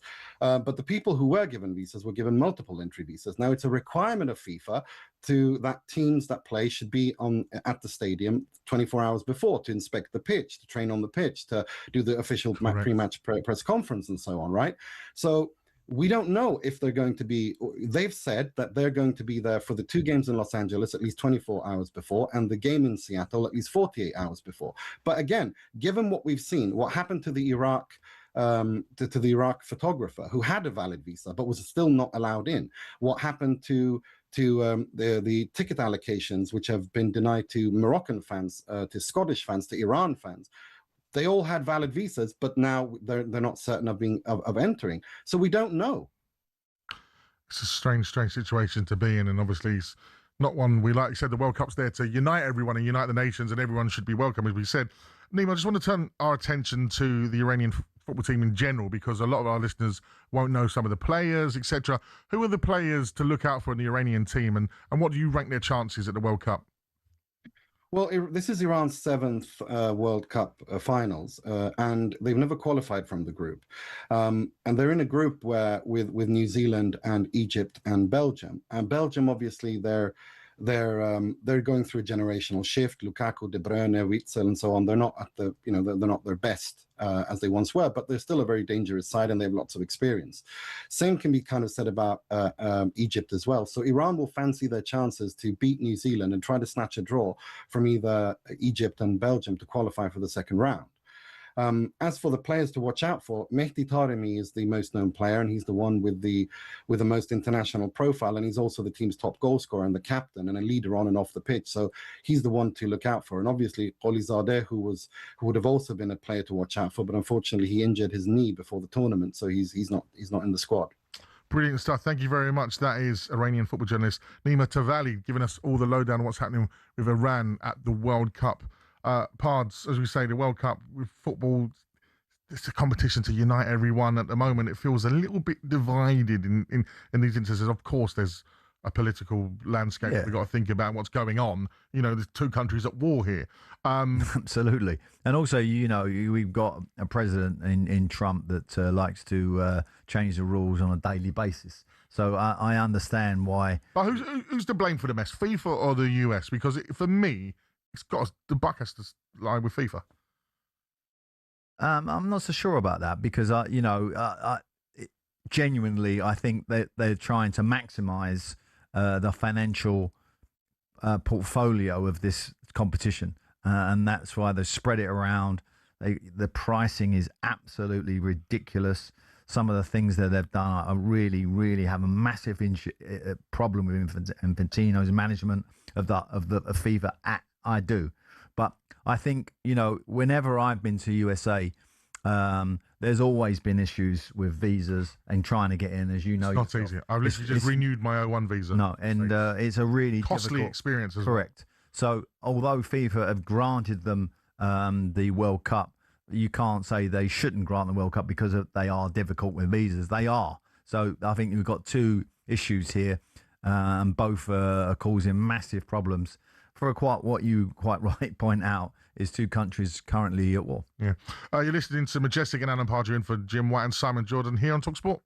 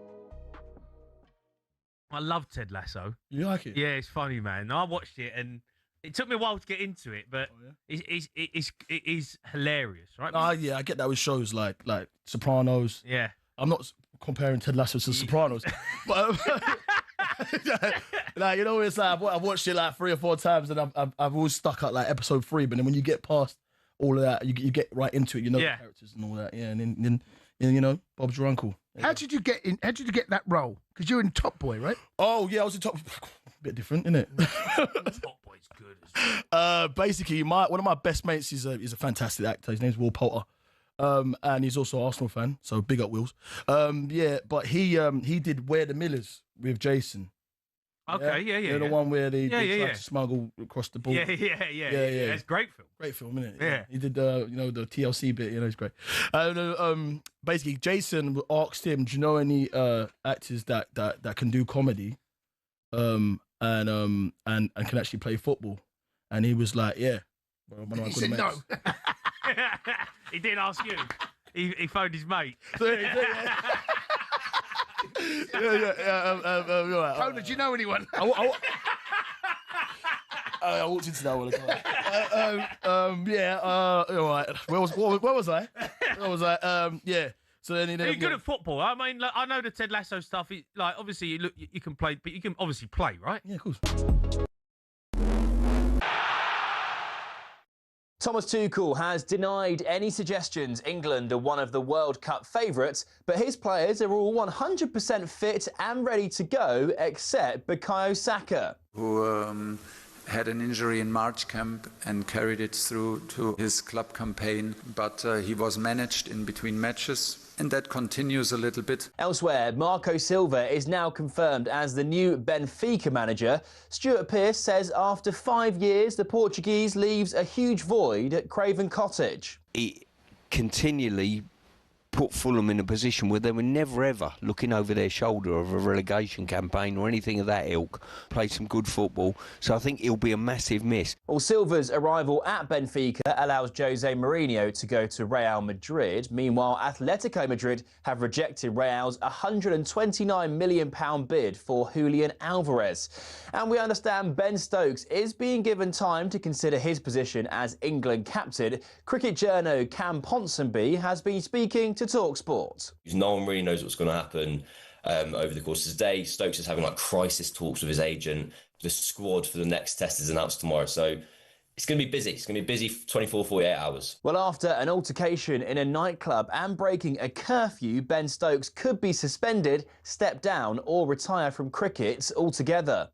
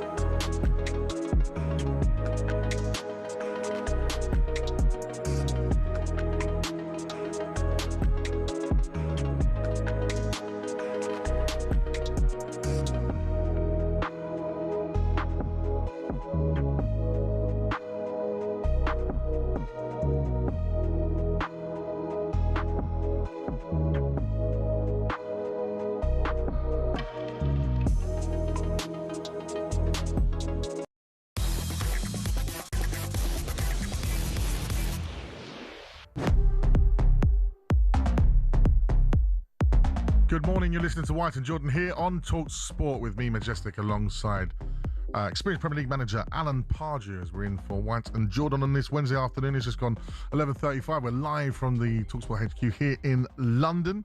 Still a jam-packed show to get through, as we're going to give you our top 5 World Cup moments of our lifetime, mine and Pards. And we want to hear from you as well on 03717 223344 for your top 5 World Cup moments. There are so many iconic moments during the World Cup's Pards, on and off the field. I can't not but think, especially because... I can't not think. I know. I like that. It's good shit. Sounds like from a movie. I cannot help but think of Diana Ross in 94 in the World Cup opening ceremony. From 3 yards. 3 yards, missed the sitter, and the goal still smashed open, didn't it? Yeah. Didn't quite work out. But Diana Ross was, she was the big star at the time. What's the first World Cup that you remember? 1970. 1970. So 1966, you don't really remember? No, I don't really, if I'm honest. 5 years old at that particular point. My dad kept reminding me about how brilliant we was. But actually, when I spoke to a couple of the guys, Jeff Hurst being one of them, and they all assumed that 1970 we had a better team, better squad. Yeah. And just messed it up against Germany after leading 2-0. I watched the 1966 World Cup final the other day in colour. It was on the... Yeah, that's right. They remastered it, I think. Yeah, it was brilliant. Yeah, we played good football. Much slower pace. Yeah, but still, it was knocking the ball around. Yeah, well, yeah. I mean, I've got to be honest. I've watched it a few times, and I'm amazed actually at the standard of it from where we are now. There is a big difference in terms of pace of the game. Yeah. Technically, the players were very similar. Yeah, I think my proper first memories are 94. 90, I was about 3, but I do remember it a little bit. But 94, it was such a shame that we weren't there. And the best player in the World Cup final, 1966, most people's best player was Alan Ball. Yeah. And Alan Ball was in autobiography. I read it once. And 1 year, he claimed never to give the ball away in a whole season. Never got intercepted. Never missed the pass. I mean, 100% completion. That's not me making that up. No, yeah. Which might have been something to do with the safety of his passing, maybe. But he was wow, he had energy, that boy. Indeed he did. Right, it's now time to catch up on the odds thanks to BetMGM. It's showtime on talkSPORT with BetMGM. We're ready for the action. Are you? Visit betmgm.co.uk or download the app. 18+. Gambleaware.org. Right, we're now joined by Alex Licence from BetMGM to look at today's top sporting events and discuss the latest odds. How are we, mate? Morning, lads. Yeah, I'm very well, thanks. How are you? Very good indeed. Starting to pick up a little bit of World Cup fever now. I'm in the studio and we're all talking about it. And of course, we've got to turn our attention to that game of England against Costa Rica. Let's start there, Alex. Yeah, very close now. England in the final warm-up game tonight against Costa Rica, as you mentioned, in Florida. England beat Costa Rica at Ellen Road last time we played each other. But if you cast your mind back to that terrible World Cup showing in Brazil, Costa Rica, that goalless draw, we were already out of the group, but it just rounded off a terrible, terrible tournament from England, didn't it? Awful. We're looking at the market. England, very short, as you would imagine, at 1-10 to win tonight. You would expect us to beat them. But I think as a nation, and certainly from my point of view, we're probably looking for a bit more of a positive performance after what was fairly dull against New Zealand, wasn't it? I suppose the counter argument to that is before the Euro 2024, we did lose our last warm-up game to Iceland 1-0 at Wembley, and didn't really affect the tournament, did it? But I wanted to ask you, it's been discussed a little bit, if you were Thomas Tuchel, what do you do tonight? Do you go, he's hinted at going full strength, but do you go as strong as you can, or do you maybe err a bit more on the side of caution and protect some of those key players? Well, that's definitely one for the gaffer. Pards, how would you approach this one? Well, I'm only going by what I've seen from Thomas. I think won't treat this as like the last game has to be a platform for the first game in the group. I think he'll use the first 60 minutes as perhaps he's close to his starting lineup. I'm not sure he's going to give his hands away, and then the last sort of 20 minutes, it will fade into substitution after substitution after substitution. When the game loses its flow. That would be my guess. Yeah. Of course, you can listen to that final warm-up game to the World Cup tonight from 9 p.m. here on talkSPORT. Let's now look at the World Cup winners. Me and Pards are going to give our potential World Cup winners next, Alex, but give me some odds on England to win the World Cup. England to win the World Cup. Do you fancy that? Are you saying that? Or Oh no, I just want we'll throw it out because we got to look. We got to see the back in our boys. So I want to know what that is at the moment, and then we'll go for who we think. England currently joint third favourites at 7-1 to win it, along with Portugal. Same odds as Portugal. Same as both. Wow. Both 7-1. That is, you know what? Portugal for me are definitely up there as being one of the favourites. And Tuchel come out and said, "Oh no, we're not favourites," and he said Portugal definitely are. Pards, who are your World Cup winner? Who's the favourites for you? Well, only because historically I've always and you love them is Brazil. So give me what's the odds for Brazil? Brazil currently 9-1. We've seen them drift a little bit in the last few days. Brazil, they were 8-1 for quite a while, but they're now 9-1.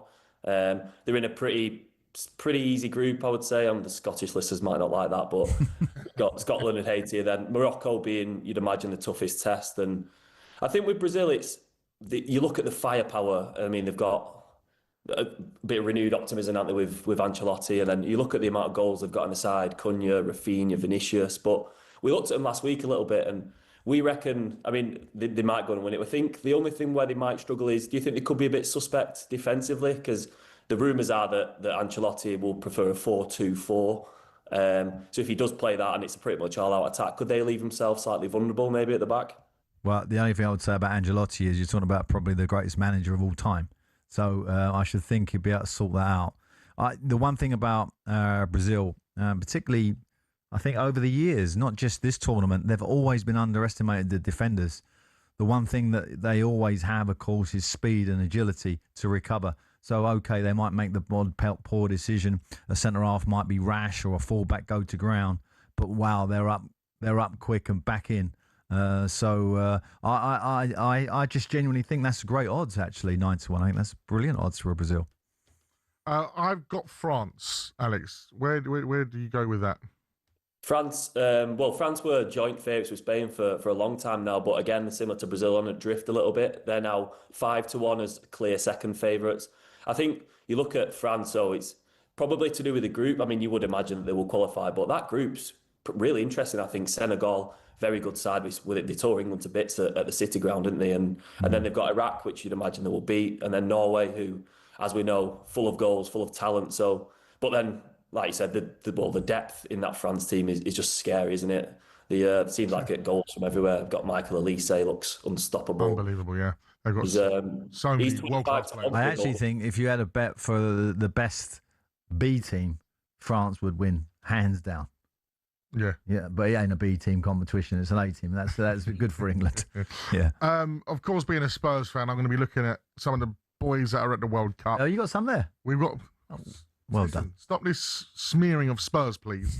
Alex, let's get serious and look at some of the players from Spurs who are at the World Cup.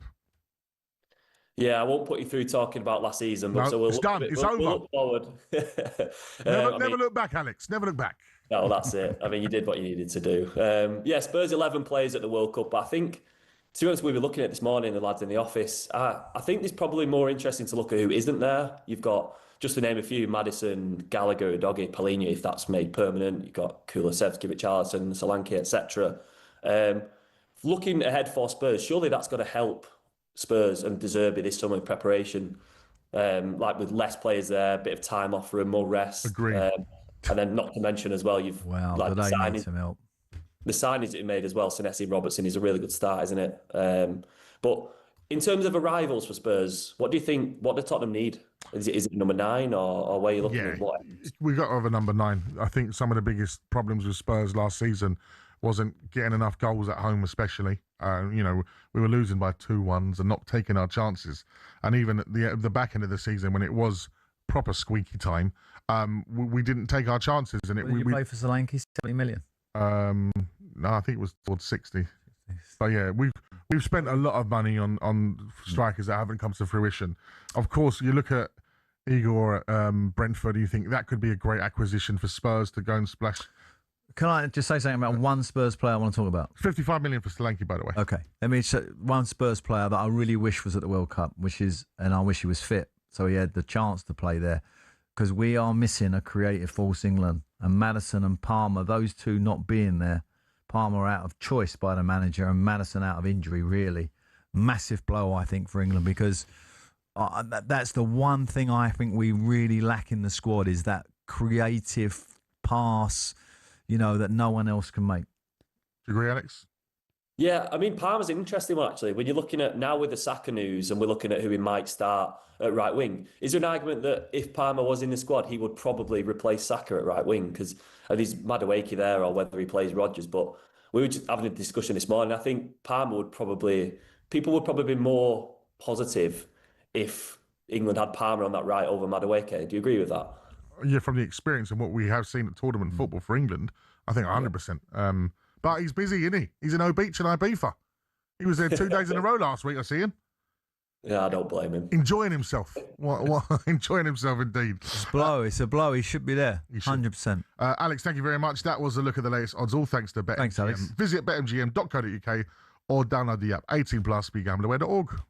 It's showtime on talkSPORT with BetMGM. Keep things golden with responsible play at betmgm.co.uk. 18+, gambleaware.org. Right, we've been talking about Pierre Sarge, not Pierre Sage, Pierre Sarge. And we're going to be joined by French football expert Joachim Bariba next. Oh, we find out about indeed. You're listening to Majestic and Alan Pardew, in for Jim White and Simon Jordan here on talkSPORT with Selco Builders Warehouse. Check out this month's real deals at selcobw.com.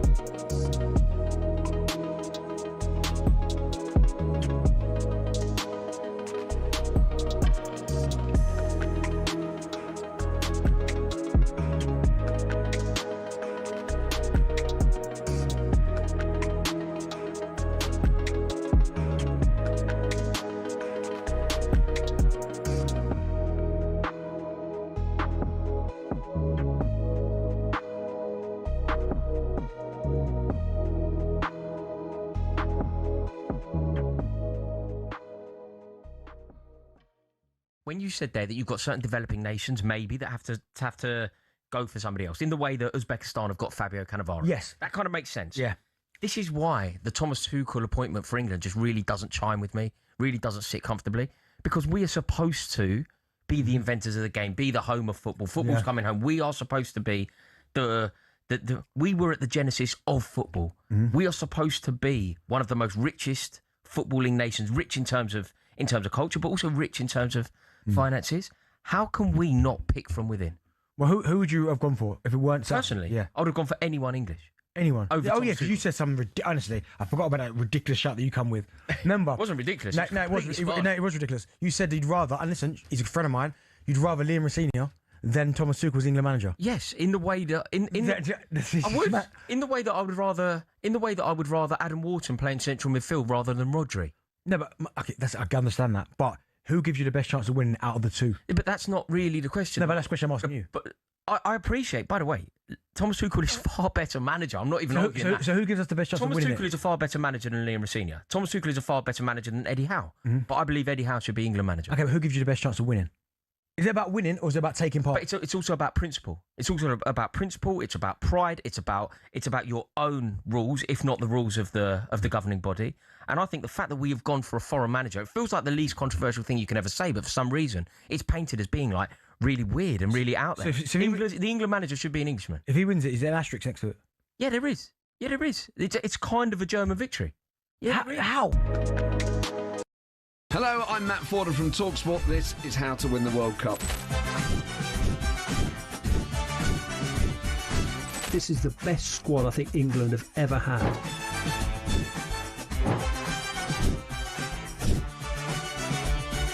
He used to love America, now he doesn't. It's very sad. It was so important to succeed because of all the pressure we received. Don't jump for this one, I'm going to knock his head off. Warning, this podcast does not guarantee England will actually win anything.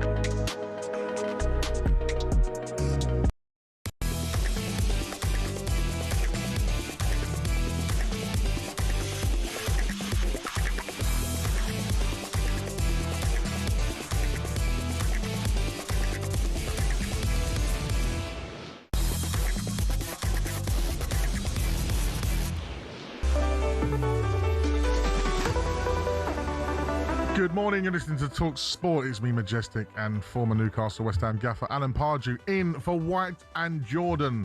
Wednesday the 10th of June, it's creeping up to midday. For those that are listening thinking, is it Sunday? Because of course me and Pards are heard on a Sunday afternoon around the 6 o'clock. We're usually doing therapy after the last live Premier League game. Yeah, it is normally that. People get to trying to air their frustrations. Yeah. Whereas Saturday, they kind of rile them up. Sunday, we're kind of trying to massage you back into reality. Yeah. And this Sunday, we're going to be on at the earlier time of 1 till 4, I believe. Yes, unusual time for us. Yeah, be interesting. Yeah, that'll be good. Sunday lunch. Yeah, over your Sunday lunch. Exactly. Right, we've been talking about England and their chances. We've even spoke about France and Brazil. But speaking of Brazil, big Alan Brazil, good to see him in good health. He did that video, didn't he? Yeah, brilliant. And he was looks on much better form. breakfast the other week with Ali and Gabby. So, of course, he's going to be wanting Scotland to do well. And Scottish manager Steve Clarke has come under a bit of criticism in his professionalism because Steve Clarke has been brandished unprofessional by Norway manager Sabalken. How do you say his name again? No, you don't say it like that. Tell me how. You've got some. Let me see the spelling a bit so I can get it right. Sabalken, that's it. Sabalken. That's correct. Yeah, and I was lining up for you to do it because I know you can. Well, Sabalken is an experienced manager, and in a way, I think his main criticism was the fact that he didn't get informed personally by Steve. Was it? I think that he got it from his team manager. It was team manager to team manager, not so much the coach, if you know what I mean. The tour manager or whatever they call them these days. So, yeah, he's not happy. It was going to be a training game.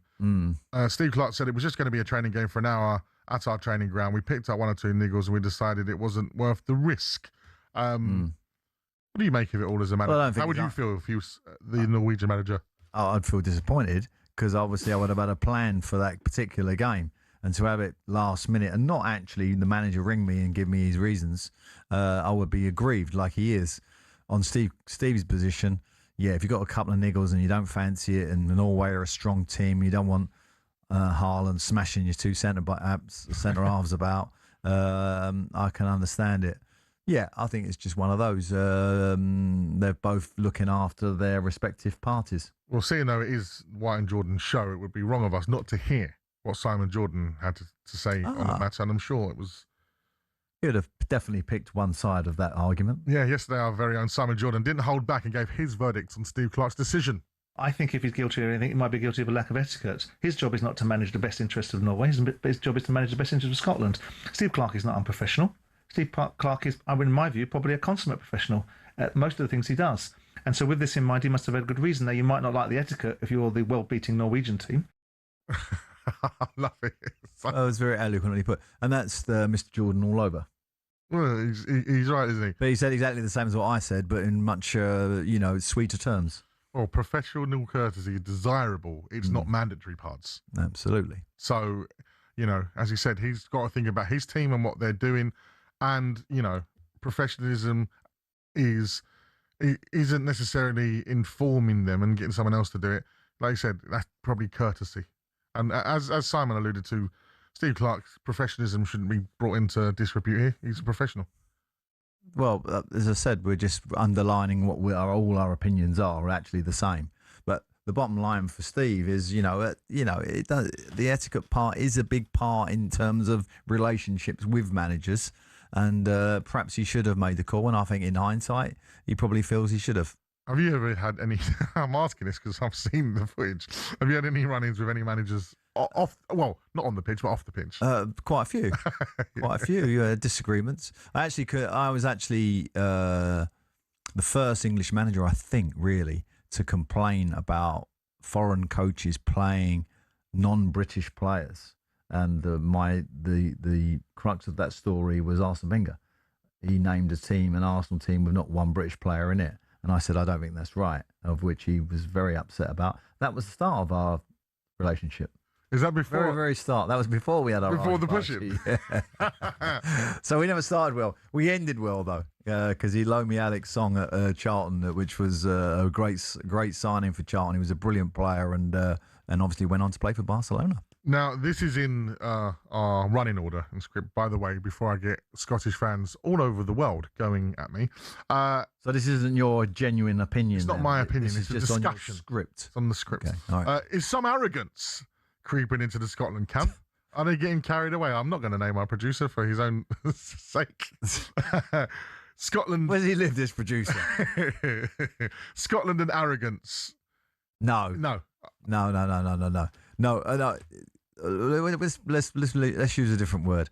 Sometimes they get over enthusiastic about their chances. I wouldn't call it arrogance. They do get over enthusiastic, but my Scottish friends are all very, very grounded about their opinion about this particular team.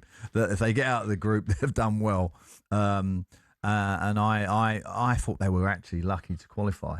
Our producer's making it worse for himself. He goes, they're just happy to be there, aren't they? Well, the one thing I'm glad the Tartan Arm is there. The one thing that you do know is that they will be performing. As an English fan, I want them to lose every single game. Do you? I don't. I do. Why? Because it's the rivalry. Like, they want us to lose every game and get battered. They'd laugh about it, yeah? Not all of them. Listen, we did this on Sunday. Should you support other home nations? I couldn't care less. Well, I do. I hope Scotland do well, and Steve Clarke and his team. That's your professional hat. Correct, but I also I'm coming from the fan. I'm actually pleased the Tartan Army will add some colour to the World Cup. I agree with that. Some of the best supporters in the world. I actually am glad that they're there at the competition. You know, good. And I really want them to get beat, just because of the rivalry. Because they want us to lose. If this is the thing, if you don't like my team, I don't actually mind them wanting us to lose. It really don't bother me that much. It bothers me. Okay, all right. Well, that's fair enough. Because I would have wanted them to do all right if they didn't hate us so much in terms of footballing. When you look at past Scottish teams, I mean, it's bereft of talent compared to some of the teams they've had. Wow, this is a really good Scottish team. Some areas, there's leaders there for sure. Okay, they're missing a little bit here and there, but it's a good Scottish team. No? Well, not when you go back against the Dalglishes and Souness's and Gemmels and all that, all that. Wow, millions and millions of great players. I don't think this group, if I'm honest, is probably the team has got a good camaraderie. I think, Steve, there's good fighting spirit in it, but the talent is nowhere near like some of the Scottish teams in the past. That is not even an argument you can have with me. Well, Scottish fans, look at me like that. Let us know. 03717 22 3344. You listen to Madge and Pards in for White and Jordan here on talkSPORT.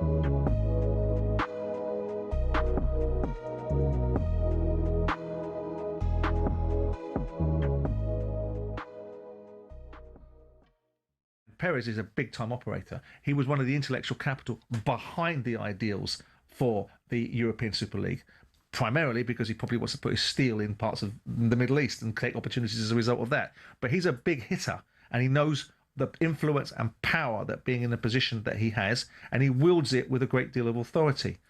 And I wouldn't wager against Mourinho being successful again, because I think this is another lease of life for Mourinho. He loves to prove people wrong. He won't escape him, because he's not an obtuse man, that the direction of travel for his career was sort of flatlining and declining. So here he comes again. So I wouldn't be surprised if Mourinho does something that people would be surprised that he does, which is come back and win something with Madrid. They are a massive player when we're talking about the domino effects of the transfer market, aren't they, within the summer? And obviously him coming in, saying that he's going to spend £150 million on a particular player, whoever that may be. There's loads of rumours flying around. Michael Olise's name's been thrown in there. That then will trigger whoever gains that £150 million to go and spend it elsewhere, and that might affect the whole landscape within Europe? Yeah, maybe. I mean, let's be honest. The predominant spenders are the Premier League clubs. The scale that we spend dwarfs. I mean, Madrid and Barcelona in recent times have managed to regalvanise themselves. They've sold off their broadcasting rights to be able to recalibrate themselves economically. But Madrid haven't got enormous amount of money. My understanding is they're going to have to sell to buy. So whatever way you look at this marketplace, whatever club you are, the market will be stimulated by business being done. So to suggest that Madrid, on a marketplace that does 2, 3, 4 billion in transfer sales...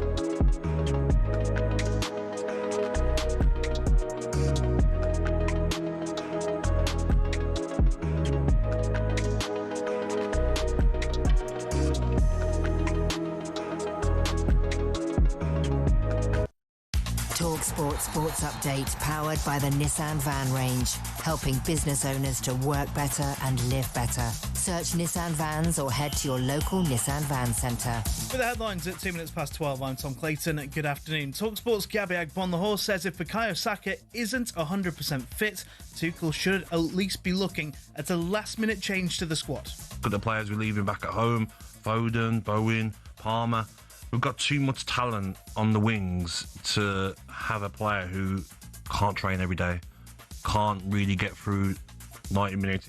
Thomas Tuchel's warned Saka's not 100% after an Achilles problem, but England coach at Euro 2024, Jimmy Floyd Hasselbank, would take Saka even if he'll miss the first 2 group games. He always turns up in big matches. He takes responsibility. He has got the experience now. He's a penalty taker. England's warm-up against Costa Rica is live on talkSPORT tonight from 9. Man United have confirmed Casemiro will definitely leave this summer. Jadon Sancho and Tyrell Malacia are also leaving, but Marcus Rashford is set for a return to Old Trafford. It's reported Barcelona will not pay the $26 million to sign him permanently. Spurs are getting a 13th season out of Ben Davies. He's signed a 12-month extension, but they've confirmed Yves Bissouma is leaving. Now, how's Pep Guardiola enjoying his first break in a decade? He sounds 5 years younger already. He's got his suntan back, so he's living the dream. He was at a big festival in Barcelona over the weekend. He's trying to get me to come play it next year. Well, Noel Gallagher there thinks City are better prepared to survive Guardiola's exit than United were after Ferguson. That's Manchester United. And Harry Brook's overtaken Joe Root at the top of the ICC Test batting rankings. But will Brook captain England at the Oval next week? We're told Ben Stokes could retire after his post-curfew altercation in a nightclub. More at talksport.com. talkSPORT News. The suspect from Monday's stabbing in Belfast has been refused bail and will stay in custody for 4 weeks. And the Prime Minister said there's no justification for the violence and disorder seen in response. Sinead has more at 30:30. talkSPORT weather with QuickFit. Sort your new tyres this spring at a time that suits you best, from the comfort of your home or work 7 days a week with our mobile tyre fitting service. Conditions apply. 3 showers for many today, the north and east most at risk for a bit of hail and thunder. A few sunny spells coming later on.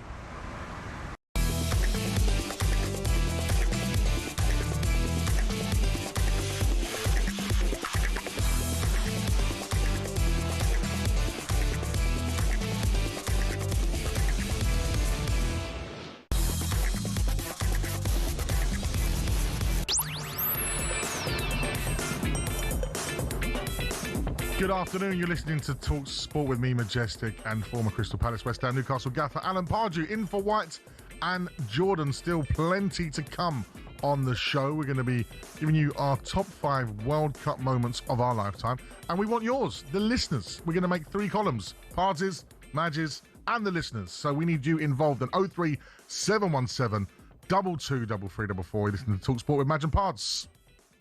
Right, Pards. I'm excited for this because we're going to be talking about the World Cup moments. And this is what's making me get excited about the World Cup now. I wasn't too excited, but the World Cup fever comes in when you start thinking about, you know, all the big tournaments and all of that. And the thing is, the World Cup gets underway here on TalkSport tomorrow, and we cannot wait for it. Moments that are shared and remembered. Lionel Messi pens the ultimate ecstatic chapter to complete his already extraordinary story.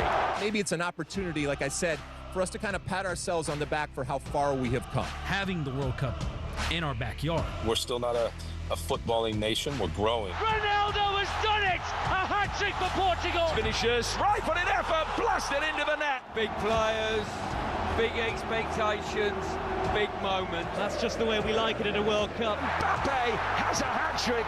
He has his place in history. Kane, edge of the penalty area, goes alone and scores. We dare to dream, and it's important. 50,000 inside Hampden go crazy, and Scotland have done it. These are the games that make or break you. Now, when you hear that, Pards, that excited, isn't it? Yeah, I love World Cups. I mean, this one's really, really long. You know, we got so many games. It might get, the first phase of it, we might sort of get a little bit, but when that knockout stage, that's when it really kicks into gear. Absolutely, and we've got every single live commentary of the World Cup this summer. Every single game, Pards, here on talkSPORT as it kicks off tomorrow night with Mexico against South Africa. Jim White and Simon Jordan will be back tomorrow from the 50th floor of the World Trade Center 4 in New York from 1 p.m. The World Trade Center? Yeah. That's lovely. They're jet setting, representing us at talkSPORT. Love it. It's going to be amazing. I think this particular World Cup, I think the average English fan who's going to watch it on the TV needs to get an hour's napping. Because there's some late nights coming up, Yeah, well, we got... you need that sort of 5 o'clock, I reckon. Get home from work, get yourself on the sofa, get an hour in. We've been quite fortunate, though, like the 9 o'clock and the 10 o'clock. That's not too bad. Yeah, but you've still got games you want to see. I want to see games at midnight and 2 o'clock in the morning. I'm absolutely with you. But you're proper fans. But this is when my DJ... You're talking about just for England, aren't you? Yeah, but my DJ life comes in handy now because I don't have a body clock. I see, yeah. So it's just fine. It's like going to do a show. We are talking about our top 5 World Cup moments. Not easy to do, is it? Me and Pards are going to make a definitive list, and you are, the listener, going to give us your top 5 World Cup moments on 03717 223344. And it doesn't have to be. Do you remember when we did our show, right? Yeah. The Final Word. We had record breaking. We had a caller who had actually been to the 1966 World Cup final. Yes. Do you remember that? And 1970. They went to the 1970 World Cup as well. Yeah, amazing. Because, I mean, well, you'd be a certain age to get to the 1966 World Cup final and remember it. But anyway, are we starting? Are we starting? Should we going to do with Pards first then? Okay, we'll start with yours. Number 5. Number 5. Lionel Messi. Oh, we've got a countdown. So that was the World Cup final of 2022. Yes, so I picked, because I think it was definitely, from all of my memories, mainly from 1970, 1966 was a bit of a blur because I was 5. The best final, Argentina versus France. Mbappe gets a hat-trick and ends up on the losing team. What a final that was. Yeah. And it looked like done, didn't it? For a period you think Argentina, it's safe. It looks like it's, they're going to get this over the line. And then Messi and everything else. What a final that was. Incredible. Do you know what? I was watching it with my wife and my children. And my wife is not that big into football. She watched it. She's like, this is amazing. Like, for someone that's not necessarily into it. Yeah. Like, look how fast they're running. Look at the skill. She loved it. It was brilliant. And you got to remember that finals, particularly World Cup finals, is where you gain. Like in America, I think it'd be quite important that the World Cup final is a real great spectacle. Yes, because we're going to gain so many new fans, such a bigger product, etc. Because you want to grow the game. Just speaking of that quickly, because on Sunday's show, me and Darren Ambrose were talking about the cost of the World Cup and how expensive it is. Yeah, I really feel there's been a moment missed here with FIFA and trying to grow the game in America by not going to like local soccer. They might have done, but there should be such a drive to get young American kids into those stadiums to watch those games, because that's the next generation. That's how you're going to grow the game in America. Of course, with baseball and basketball and American football, this is a chance to do that. I mean, they've done a brilliant job in America in terms of having sort of junior games. There's sort of like there's a sort of an area between sort of 16 and 20, which they haven't got covered so well in terms of a progression for those kids who have played it all their lives. So the actual playing of the game is good. The interest and the TV interest and grabbing the psyche of America, as you say, is a real opportunity. And I think it's an opportunity missed by them being greedy. The costings are just ridiculous. Yeah, but them being greedy. Let's go for my number. Eric Dyer places the ball on the spot. And England win on penalties. So that was my number 5, Eric Dyer's winning penalty against Colombia. That happens to be a Spurs player, right? He was a Spurs player at the time. I'm reclaiming. I mean, come on. Did you do it just because he's a Spurs player? No, I've done it because England winning a penalty shootout at a World Cup when we always... For the first time. I think it was the first time we won in a World Cup. In a shootout. In a shootout. And I remember I was in Ibiza and I was in a bar. Well, of course you was in Ibiza. Yeah, it's summertime. And I was in a bar there with my good friend Kofi. And he referred to me as Football Kev that day. Right. He's like, I like Madge, but I don't like Football Kev. Oh, because you was getting a bit too, carried away. Right? You know, I'm that guy in the bar. Like, shit in! Sit down! I'm trying to get up. I became that guy that day. But it was limbs. It was absolute limbs in there. And, you know, it was... Going into that World Cup, we didn't expect too much, did we? We got to the semi-final and it was so enjoyable. And that's when, you know, I fell back in love with the England team then. I really... Well, I think a lot of other people did too. I mean, it was a great moment because, as I say, penalty shootouts have been particularly painful, particularly for my generation. Wow, we lost again. But yes, finally we got one over the line. It's a decent highlight. Yeah, definitely decent highlight. So that's number 5 for me. Let's go with your number 4. Number 4. Iniesta's in the middle all alone. If Fernando Torres can find him, it's stabbed away uncomfortably to Fabregas. Surely now, Spain have won the World Cup for the first time in history. Huge. Yeah, and the reason I picked this was not so much for any other reason, really. Just to underline the change tactically in the game with tiki-taka football and the way the Spanish was passing. Like, it was just so different at that particular time. And obviously Pep now has kind of rejigged it a little bit and brought it to the Premier League. But that was really that era of Barcelona and Spain in particular in that World Cup. Tiki-taka football and lending the ball, passing it, killing the opposition with possession. Yeah, well, before the tiki-taka football, there was the beautiful samba football. This is my number 4. Down goes Ronaldo. Looking back to his feet here to win the ball back and dispossess her man. Now Rivaldo. Owen Khan spilled it. Ronaldo to make the breakthrough. His predatory instincts take over. And Brazil lead midway through this second half.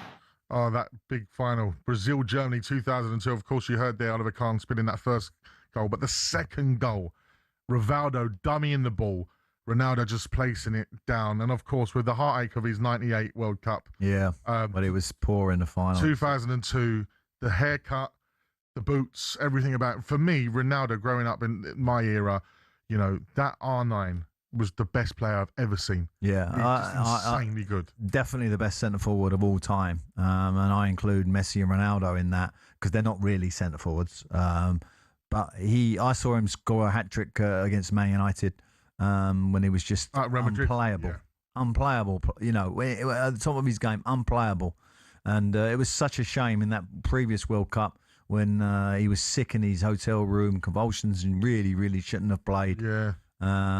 Which this was another great final, of course, Zidane, when he got the 2 headed goals from corners. Oh, yeah, and he scored a goal, didn't he? Absolutely. We've got every single live commentary of the World Cup this summer here on talkSPORT as it kicks off tomorrow night with Mexico against South Africa. Jim White and Simon Jordan will be back tomorrow from the 50th floor of the World Trade Center 4 in New York from 1 p.m. And don't forget, like I said, every single game across the talkSPORT network, even at silly o'clock in the morning, we've got you covered.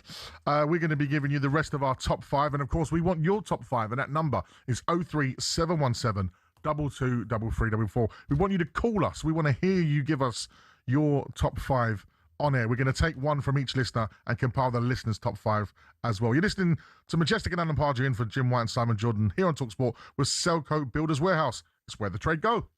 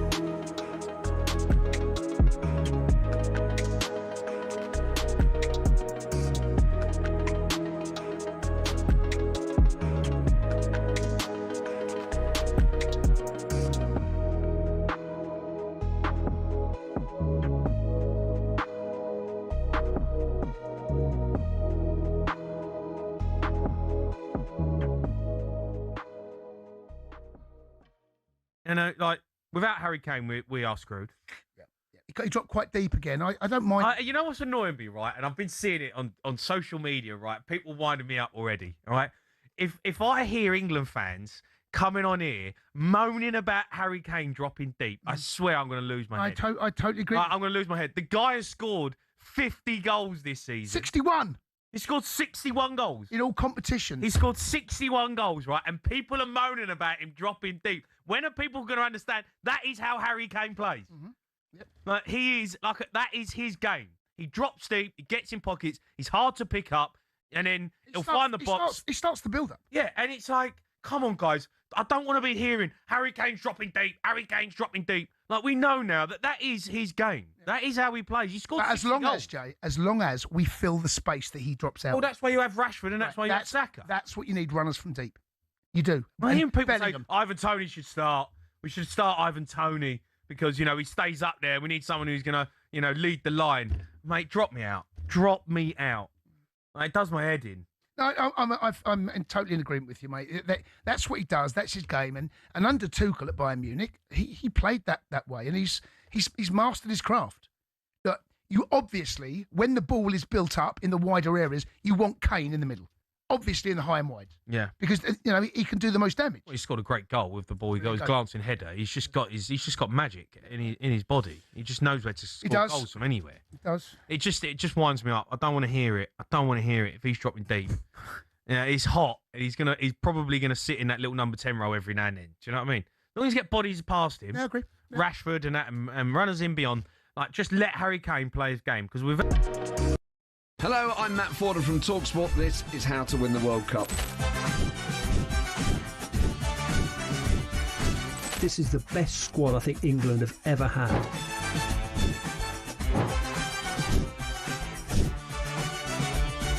He used to love America, now he doesn't. It's very sad. It was so important to succeed because of all the pressure we received. Don't jump for this one, I'm going to knock his head off. Warning, this podcast does not guarantee England will actually win anything.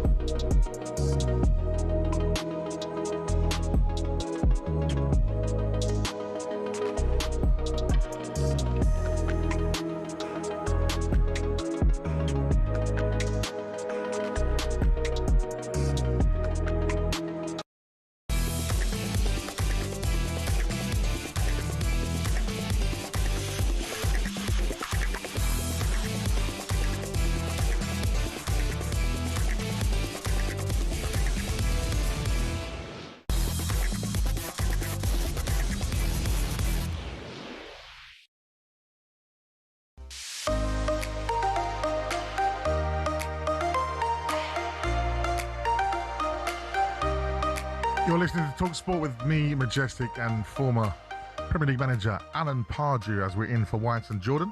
Good to see that Matt Letizia is listening to the show parts. Is he? He is. Yeah. What's he saying? What's he up to? He said right at the moment that we forgot that Bowen wasn't in the England squad. Yeah, we did mess up there. I knew. I didn't want to say anything. Yeah, okay. We've done it loads. Take on the chin. You know it is. Sometimes, you know, as a manager, I've done that. Like, let's get him on. you haven't. No, myself said Gaffrey only on the bench. No. That has happened a couple of times, I swear. I said, get him on, get him ready, Gaffer. No, he's not in. I think for a lot of us, it's wishful thinking that Bowen's in England squad. Well, yeah, I'm on, Man, okay, on the right hand side there will probably get the nod tonight in sense of our man Saka, who's, injured or not injured or we don't know. I'm under these listening. He's one of my favourite players growing up. Baller. Just very techie. Right. Speaking of favourite moments, we are talking about our favourite World Cup moments, Pards. We've got 5 and 4 out the way. Yes. So now we're on the top 3 of our World Cup moments, our favourite World Cup moments from our eras of growing up. As you said, your first memories were the 1970 World Cup. Mine was 1994. It's the one I first remember watching, sort of, and really being able to. How old was you? 7? Yeah. Yeah. I think it sort of kicks in about. Yeah, I was gutted England went in, but of course, being half Irish, I was supporting Ireland during that competition. So let's go to your number 3. Number 3. And put it in, and it's there by David Platt. England have done it in the last minute of extra time. No, that commentary is legendary. Motti. Yeah, the late great. And I remember that's in the 3 lines on a shirt record as well, in the breakdown. They have that. England's done it in the last minute of extra time. Why is that in there for you? I think because of the quality of the goal at that particular time. I mean, it was, as I say, last minute of the extra time, whatever it was, and Platty to execute it as he did, coming over his shoulder and volleying it in the corner. And obviously, it was an unbelievable moment for us to go through to sort of a golden goal before the golden goal rule actually come in. Yeah, it really was, wasn't it? Right, here is my number 3. Beautifully pulled down by Bergkamp. Oh, what a goal! Dennis Bergkamp has won it for Holland. Oh, Is that wow. against Argentina? 1998 against Argentina. Dennis Bergkamp, who I've got to say, and for those who are listening to the show for the first time, probably maybe never heard of us on air, I'm a big Spurs fan, season ticket holder, but growing up, Bergkamp had to be one of my favourite players of all time. He's just unbelievable the way he plays football. Of course. And, his top 10 goals are like... Mate, his highlight reel is ridiculous. A bit like Letizio's, actually. Letizio's top 10 goals. You can see the kind of player I liked growing up, right? Yeah. It's the techers that, out of nowhere, the way he brought that ball down and then twisted the defender inside out, slide, it was unbelievable. And I remember it, I'm sure that was on a Saturday. It was really hot. Watching it at home as an avid football fan. And I was like, that's why I watched the World Cup, to see that Holland, the Netherlands versus Argentina. I remember who played the pass because it was an unbelievable pass as well. Yeah. Bergkamp. Well, that's some good World Cup trivia for you. Who played that pass to Bergkamp? Yeah. Someone will message us on 1889 or 03717 223344. Don't forget, we want your top 5 World Cup moments as well. We're going to try and make a list of the top 5. So call us on 03717 223344. I'm sure you've got your moments ready. We're going to compile a list with you guys on air. Right, let's go to your number 2 parts. Number 2. To a little clip ball into the area for Cruyff. Oh, it's brilliant from Johan Cruyff. Absolutely brilliant. Johan Cruyff, 1974, was it? Yes. I mean, the whole campaign, they lost in the final, but he was unbelievable. And he does this, what is now termed as the Cruyff turn, which literally no one had seen before that moment. And everybody, and I'm talking everybody, went straight into the garden or into the road to try and replicate it and see, try and watch. I watched it thousands of times to see it. And the way he did it was just brilliant. And now brilliant. It's just part of football folklore. Like all kids learn the Cruyff turn, don't they? Correct, they do. It's unbelievable. What? The fake cross, fake shot, and pull it behind the back leg. Brilliant. Absolutely. Right, it's time for my number 2. Here's Owen. He could be away here. Michael Owen. He's got Scholes with him, but it's still Owen. Oh, what a goal! I actually got goosebumps listening back to that. Yeah. 1998 World Cup in France. I would have been about 11. I remember exactly where I watched it. Norseman Football Club in Edmonton. Norseman? Yeah, it's the club I used to play for when I was a kid. Okay. On the big screen. And seeing that goal, because, of course, Michael Owen had come into the team and scored against Romania, didn't he? And because it was always the SAS at the time. And then Michael Owen comes onto the scene. Seeing that, 18 years of age. Yeah, it was... It's outrageous. he was outstanding footballer at such a young age. And I said to you, before about this guy, it's a weird goal for me because I think. But you spotted something that I'd never seen before. Yeah, because Beckham, passes to Michael Owen. He takes it. It sort of takes it from behind him, and he goes past what you assume is the last defender, and it looks like he is the last defender. And as he runs towards the 18-yard box, which you can't see, there's actually a defender on the edge of the box, just standing there randomly. I don't even know how he managed to be like that, whether he was injured or something. Anyway, Michael just skips past him, and then the final shot is Majestic. He smashes it in the top corner. What a great Are you discrediting the goal because that guy's there? I don't understand why he's there. It makes no sense because, he was a sitting duck for Michael Owen. He just went past him like he wasn't there, actually. Well, like you said, the finish was Majestic. Yeah. Correct. Just before we go to our number ones, building up the tension, we've got lots of messages. The pass for Bergkamp for the goal in question was one of the De Boer brothers. I think it was Frank. Duncan said, Frank De Boer, good player, awful manager. Yeah, and a great passer of the football. Both, yeah. Okay, I'm going to keep it like we're listening to Who Wants to Be a Millionaire. The number one on our list is coming next. Don't forget, we need your calls on 03717 223344. Listen to Imagine Pards on talkSPORT.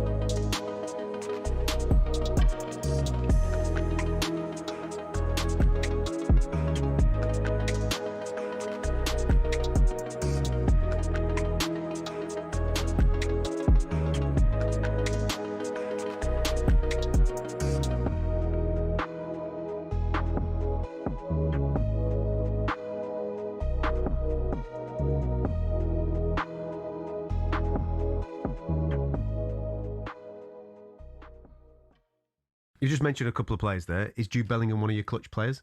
Yes, of course.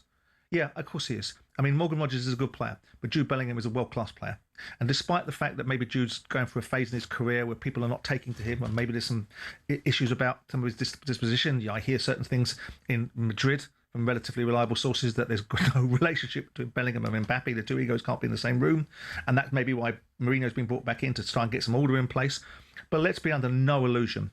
Jude Bellingham is a game changer and a winner and a world-class footballer. And if after 75 minutes you change him for Morgan Rogers, what a hardship that is. But Jude Bellingham, by any measurement, any rational measurements, should be in the starting lineup because he is a world-class footballer. And there's and we've got probably 3 or 4 of them in the team, and he's one of them. You've said that Tuchel's been brought in to win. Yeah. What happens if he doesn't? What's the attitude towards him if he doesn't? Conte loses. And that's not me giving him a get-out-of-jail card. I just gave you an example. If you were to play the French in the final of the World Cup, some hypothetical scenario, and we to play a game where we're bold and we play on the front foot and we're not waiting for the opposition to do something to us, we're at the opposition taking advantage and opportunities, and we go to a penalty shootout because both teams have played a wonderful game and drawn 2-0 and we lose because someone misses a penalty.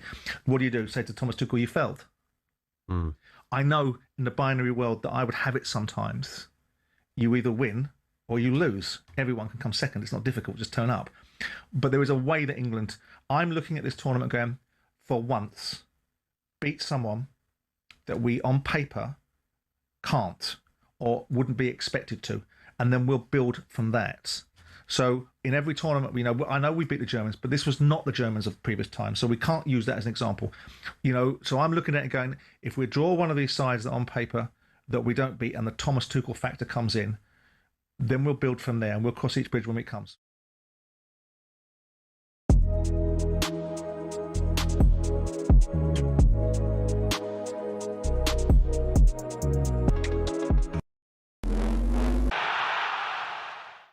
Thomas Tuchel has denied any suggestions England are one of the World Cup favourites, but his players are all 100% fit and ready to go, except Bukayo Saka, who had an injury in March camp and carried it through to his club campaign, but he was managed in between matches and that continues a little bit. Elsewhere, Marco Silva is now confirmed as the new Benfica manager. Stuart Pearce says after 5 years, the Portuguese leaves a huge void at Craven Cottage. He continually put Fulham in a position where they were never ever looking over their shoulder of a relegation campaign or anything of that ilk. Played some good football, so I think he'll be a massive miss. Well, Silva's arrival at Benfica allows Jose Mourinho to go to Real Madrid. Meanwhile, Atletico Madrid have rejected Real's £129 million bid for Julian Alvarez.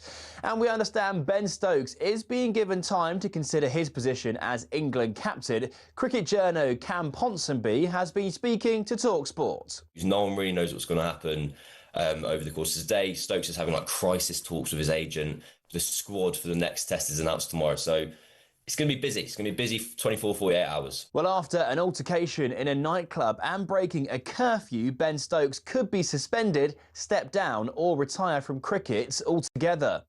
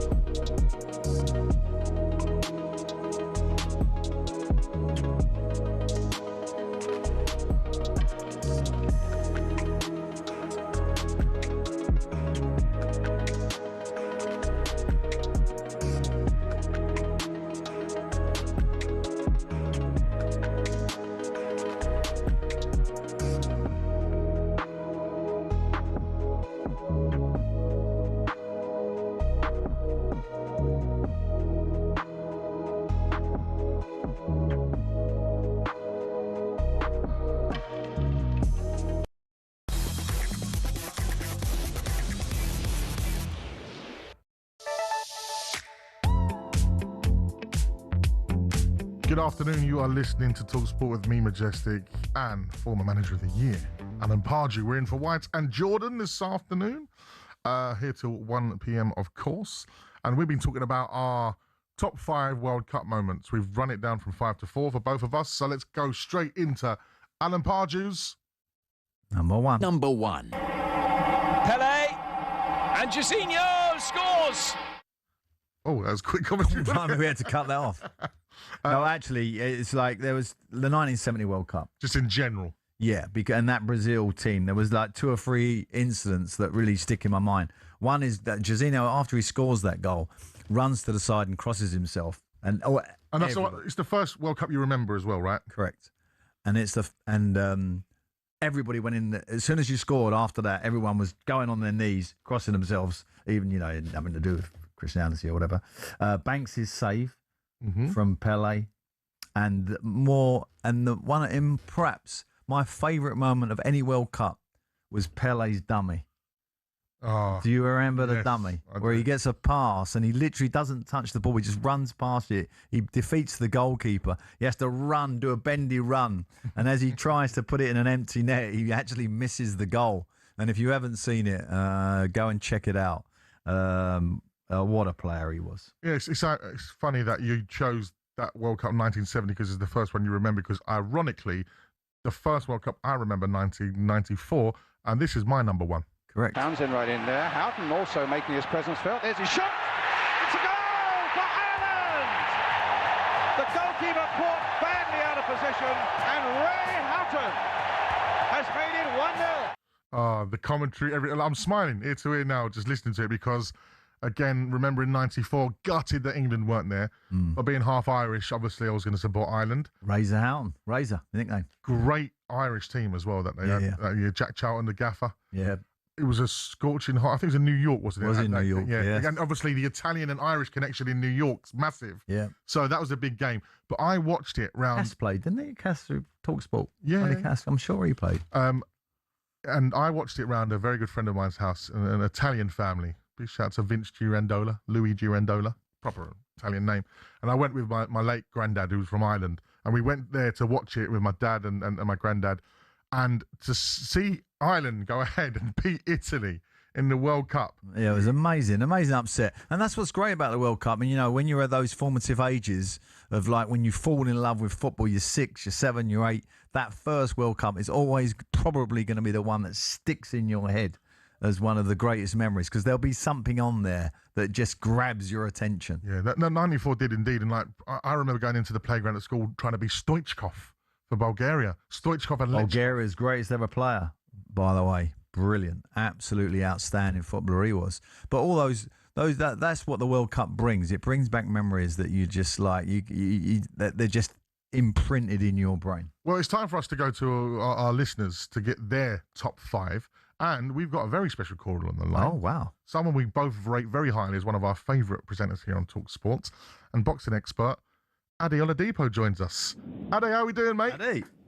Not bad, gents, not bad. Loving the show, loving it. I feel like this is a Sunday. It does. Everyone said that, and they feel a little bit more relaxed than they normally do on a Wednesday.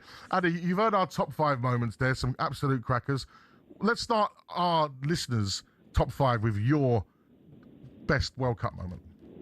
You know what, yeah, obviously I'm slightly older than you, Madge, but not old enough to have seen this one live, but Maradona's goal against England, 86, not the goal the handball, the hand of God, no.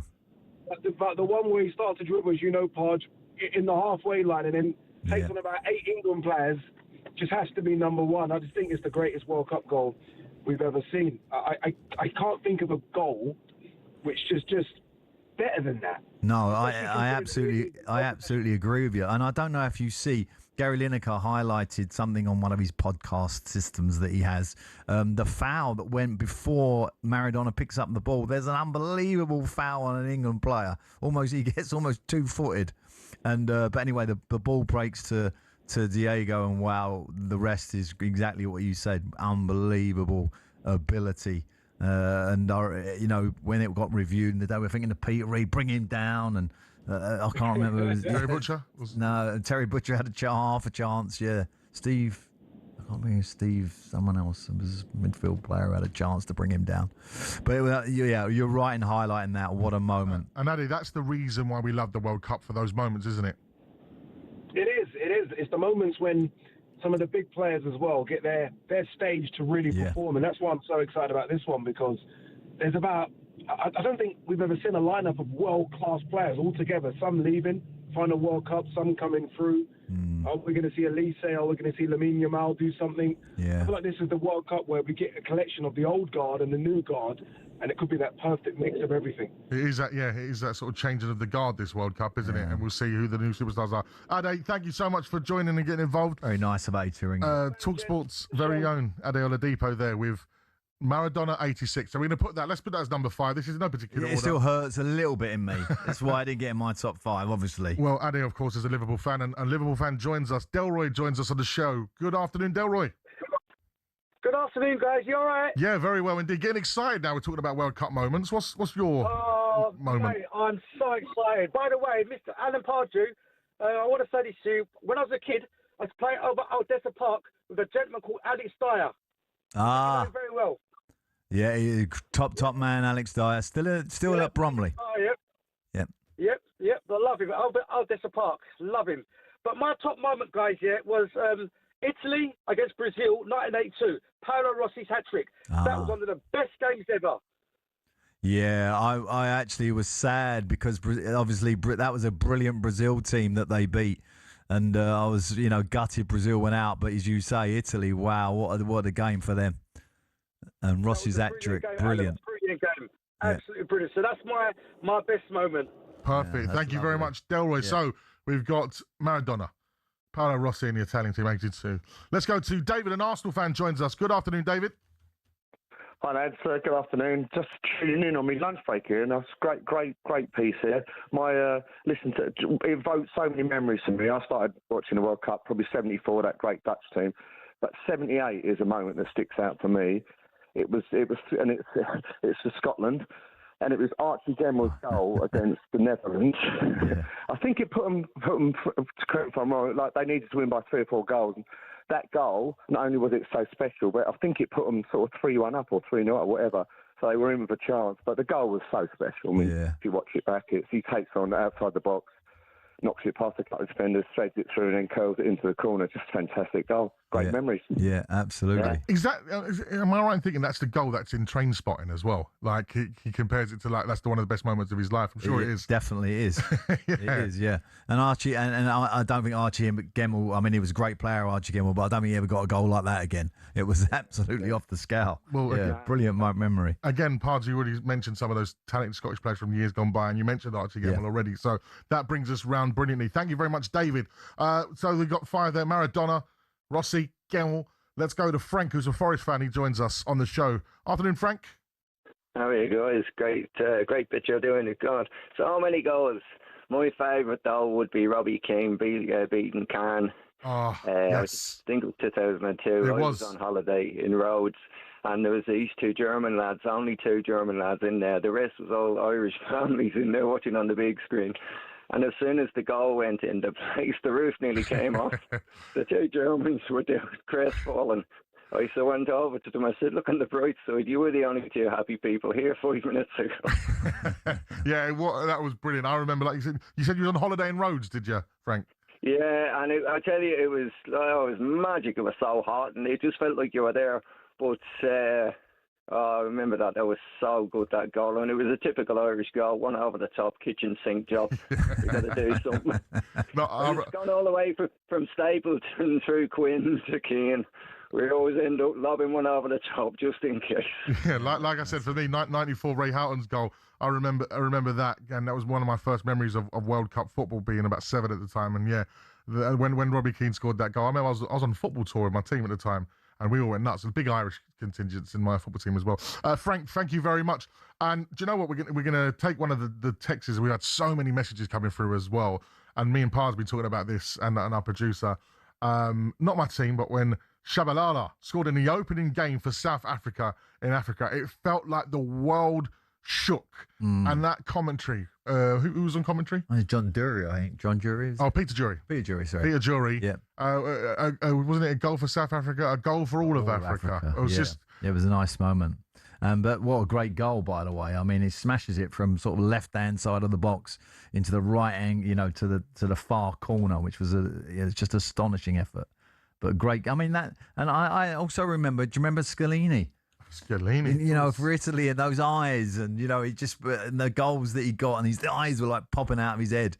It was just, it's just brilliant moments. I mean, everybody has their own, but I'll tell you what, it's brilliant memories. Let's have a bonus one. Ash, the Liverpool fan, joins us. Ash, how are we, mate? Hi, good afternoon, guys. I'm good, thank you. How are you doing? Yeah, very well. I'm excited now. We're all smiling, remembering all these amazing World Cup moments. What's the moment that sticks out for you? So I'm a massive Liverpool fan, and the first World Cup that I ever tuned into was the '98 World Cup, and Michael Owen's goal against Argentina was absolutely amazing. I remember as a child just jumping around for joy. I did want to just mention another one that stuck out in my mind was the 2006 World Cup final with Zidane's headbutt on Materazzi. That was unbelievable moment for me. Yeah, it's one that everyone still remembers and always go to. Such a great player. Seeing him walking off past the trophy at the time as well was something like it was almost like it was written, like it was poetic almost, wasn't it? Thank you very much, Ash. Oh, amazing. We've had our top 5s. Pards, you've heard mine, and the listeners. Thank you so much for getting involved on that. You're listening to Majestic and Alan Pardew in for Jim White and Simon Jordan on talkSPORT with Selco Builders Warehouse. Check out this month's real deals at selcobw.com.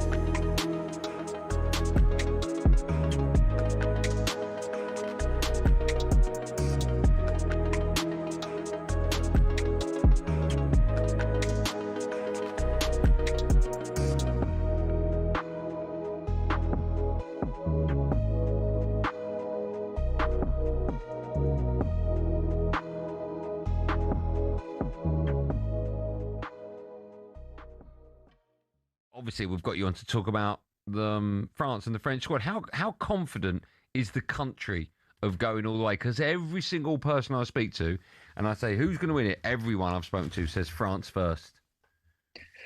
When you look at the squad, I think we can say we favourites to win the tournament. But I don't know. I've got to say I'm a bit worried because I've watched the last few games and we are conceding goals, and I don't know. Mbappe looks like he's not in his best shape yet. And I think coming into the World Cup when you're heavy favourites is not easy. So I don't know. I think we'll be up there, but there's other teams that can win it as well. France have got an outstanding forward line, haven't they, Neil? I mean, look at Elise's form, Dembele, Mbappe, Barcola, Doué. But like you says, is it the defence? Maybe a full-back, left-back, right-back? Do you think that's where they might let themselves down? I think that the defense is a bit of a problem right now. I've seen a stat yesterday watching the game. I think in the last, they've conceded a goal in the last 5 or 6 games, and that hadn't happened in years, I think. So, which for me is not a good sign before tournament. And also, like you said, we've got a lot of amazing forwards and strikers, but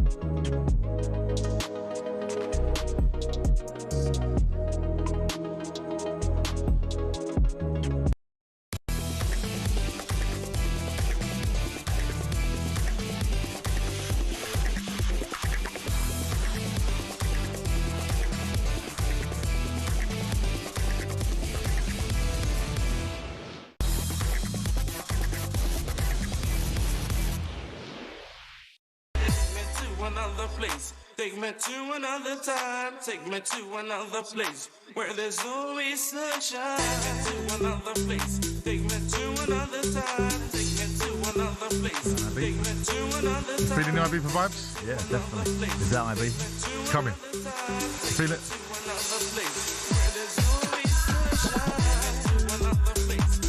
You are listening to Talk Sports. This is Talk Sport. With me, Majestic, who's a producer, DJ, and experienced Premier League manager Alan Pardew. Imagine Pard's in for White and Jordan here. Pep might be in. He might be in Ibiza. Pep might be in Ibiza.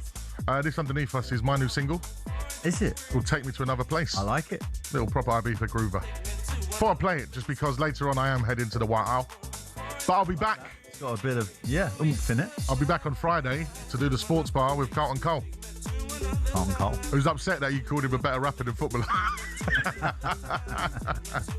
Big shout to Coley. Looking forward to that. So from 10 o'clock on Friday, I'll be joining Coley on the sports bar. In for the Catman, Adam Cattrall.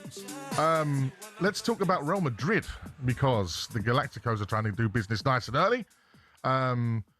They've been having a back and forth with Atletico Madrid on X of all places.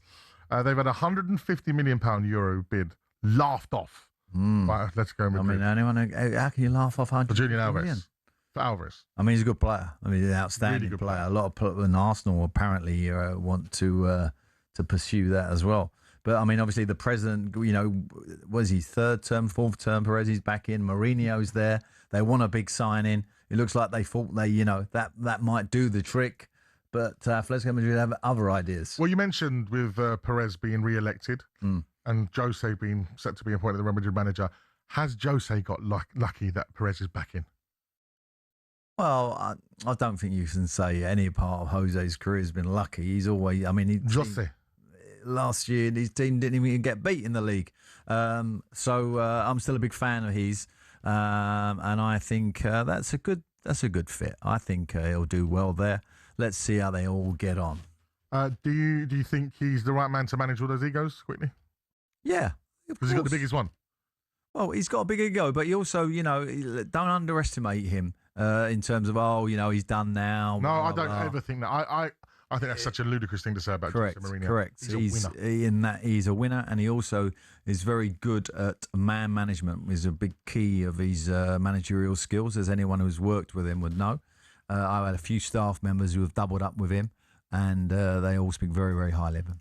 Don't forget, tonight, 9 o'clock on talkSPORT, you can listen to England's final preparation before the World Cup against Costa Rica. So let's look ahead to that game, Pards. Now we know exactly who's in the squad. Who would you want to see start for England tonight? Who would you like to see? Do you want to see him go with the 11 that's likely to start against Croatia?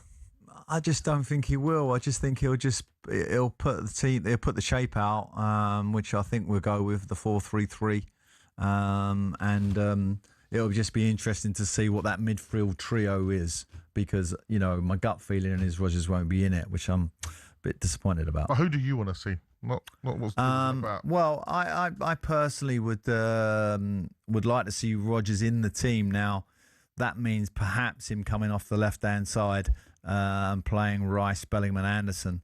I think Rice and Anderson are definitely two players that this manager will not move from. I think they will play in every game. So it's just a question of how he assembles that front line.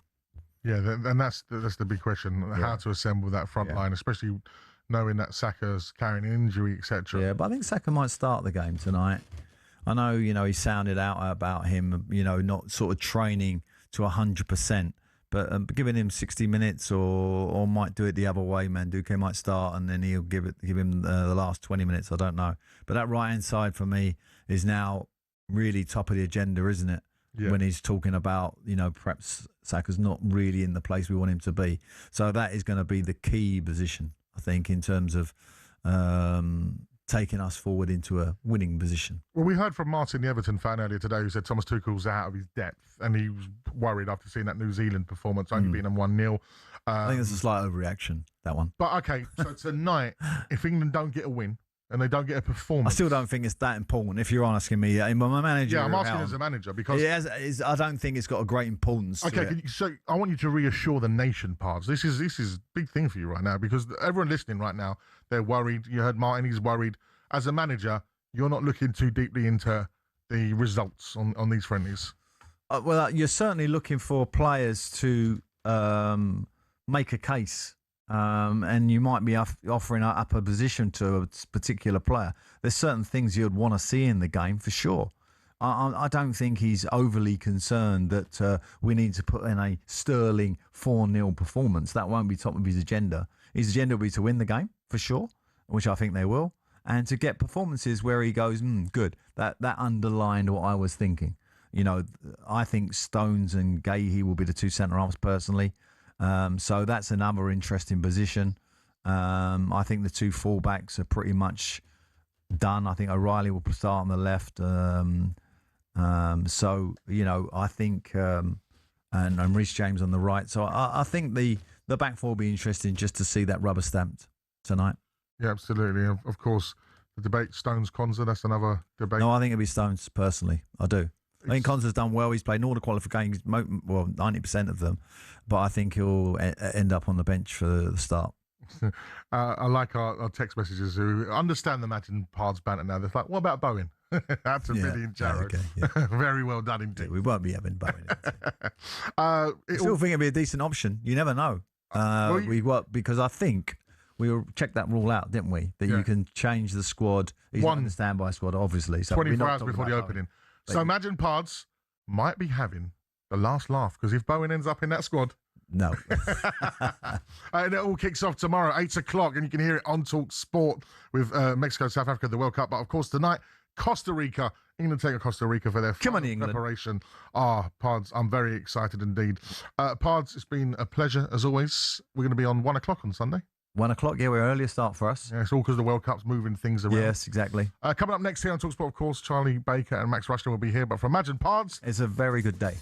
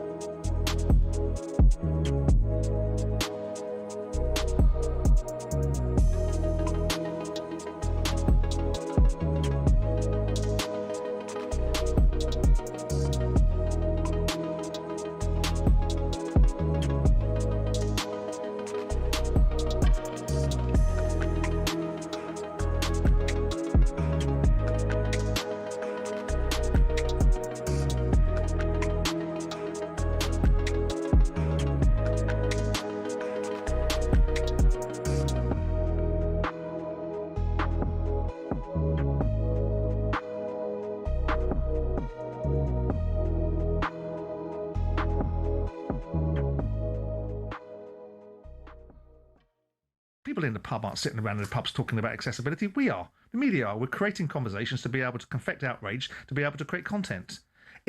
Most people accept it. They accept the reality of the circumstances that these premium games, these premium tournaments have a caveat which means that ultimately they're beyond the reach of most people. That doesn't make it right. I'm not arguing for the right and wrong of it. I'm putting the pragmatic reality of it. I do not know, and at this moment in time I'm not sure that we do know, the reason why this referee wasn't allowed in the country. If he didn't meet the visa requirements... He hasn't met the vetting requirements, is what I'm told. So that's not a mess. That's an issue from his side, and it's an issue from the people that represent him. As far as the Iranians are concerned, with due respect to whether you like it or you don't like it, the US is at war with Iran. It's hardly a surprise that you are not going to particularly want Iranian supporters coming into the country, despite the proclamation at the time, with the circumstances that Infantino was orchestrating and illustrating, that we want it to be the most inclusive World Cup you could possibly be, and it will be available to everybody. But there are exceptions. If you don't meet your visa requirements, and if you're at war with a country, those are possibly reasonable exceptions. You've now got a World Cup that's got 48 teams rather than 32. So already you're making it more accessible. Yeah. So there are lots of pros and cons. What we are doing is we're doing what media usually does, which is find a reason to find something other than the football to talk about. And I quite like that, because I don't want to spend my entire time talking about who plays left back for Costa Rica. But I get the parameters of every tournament comes up, whether it was Russia, whether it was South Africa, the stadiums weren't going to be built, whether it was Russia because of the nature of that country's environment and the way that they live, whether it was Qatar because of the confected outrage from the West that was lecturing countries across the world about how they should conduct themselves in society.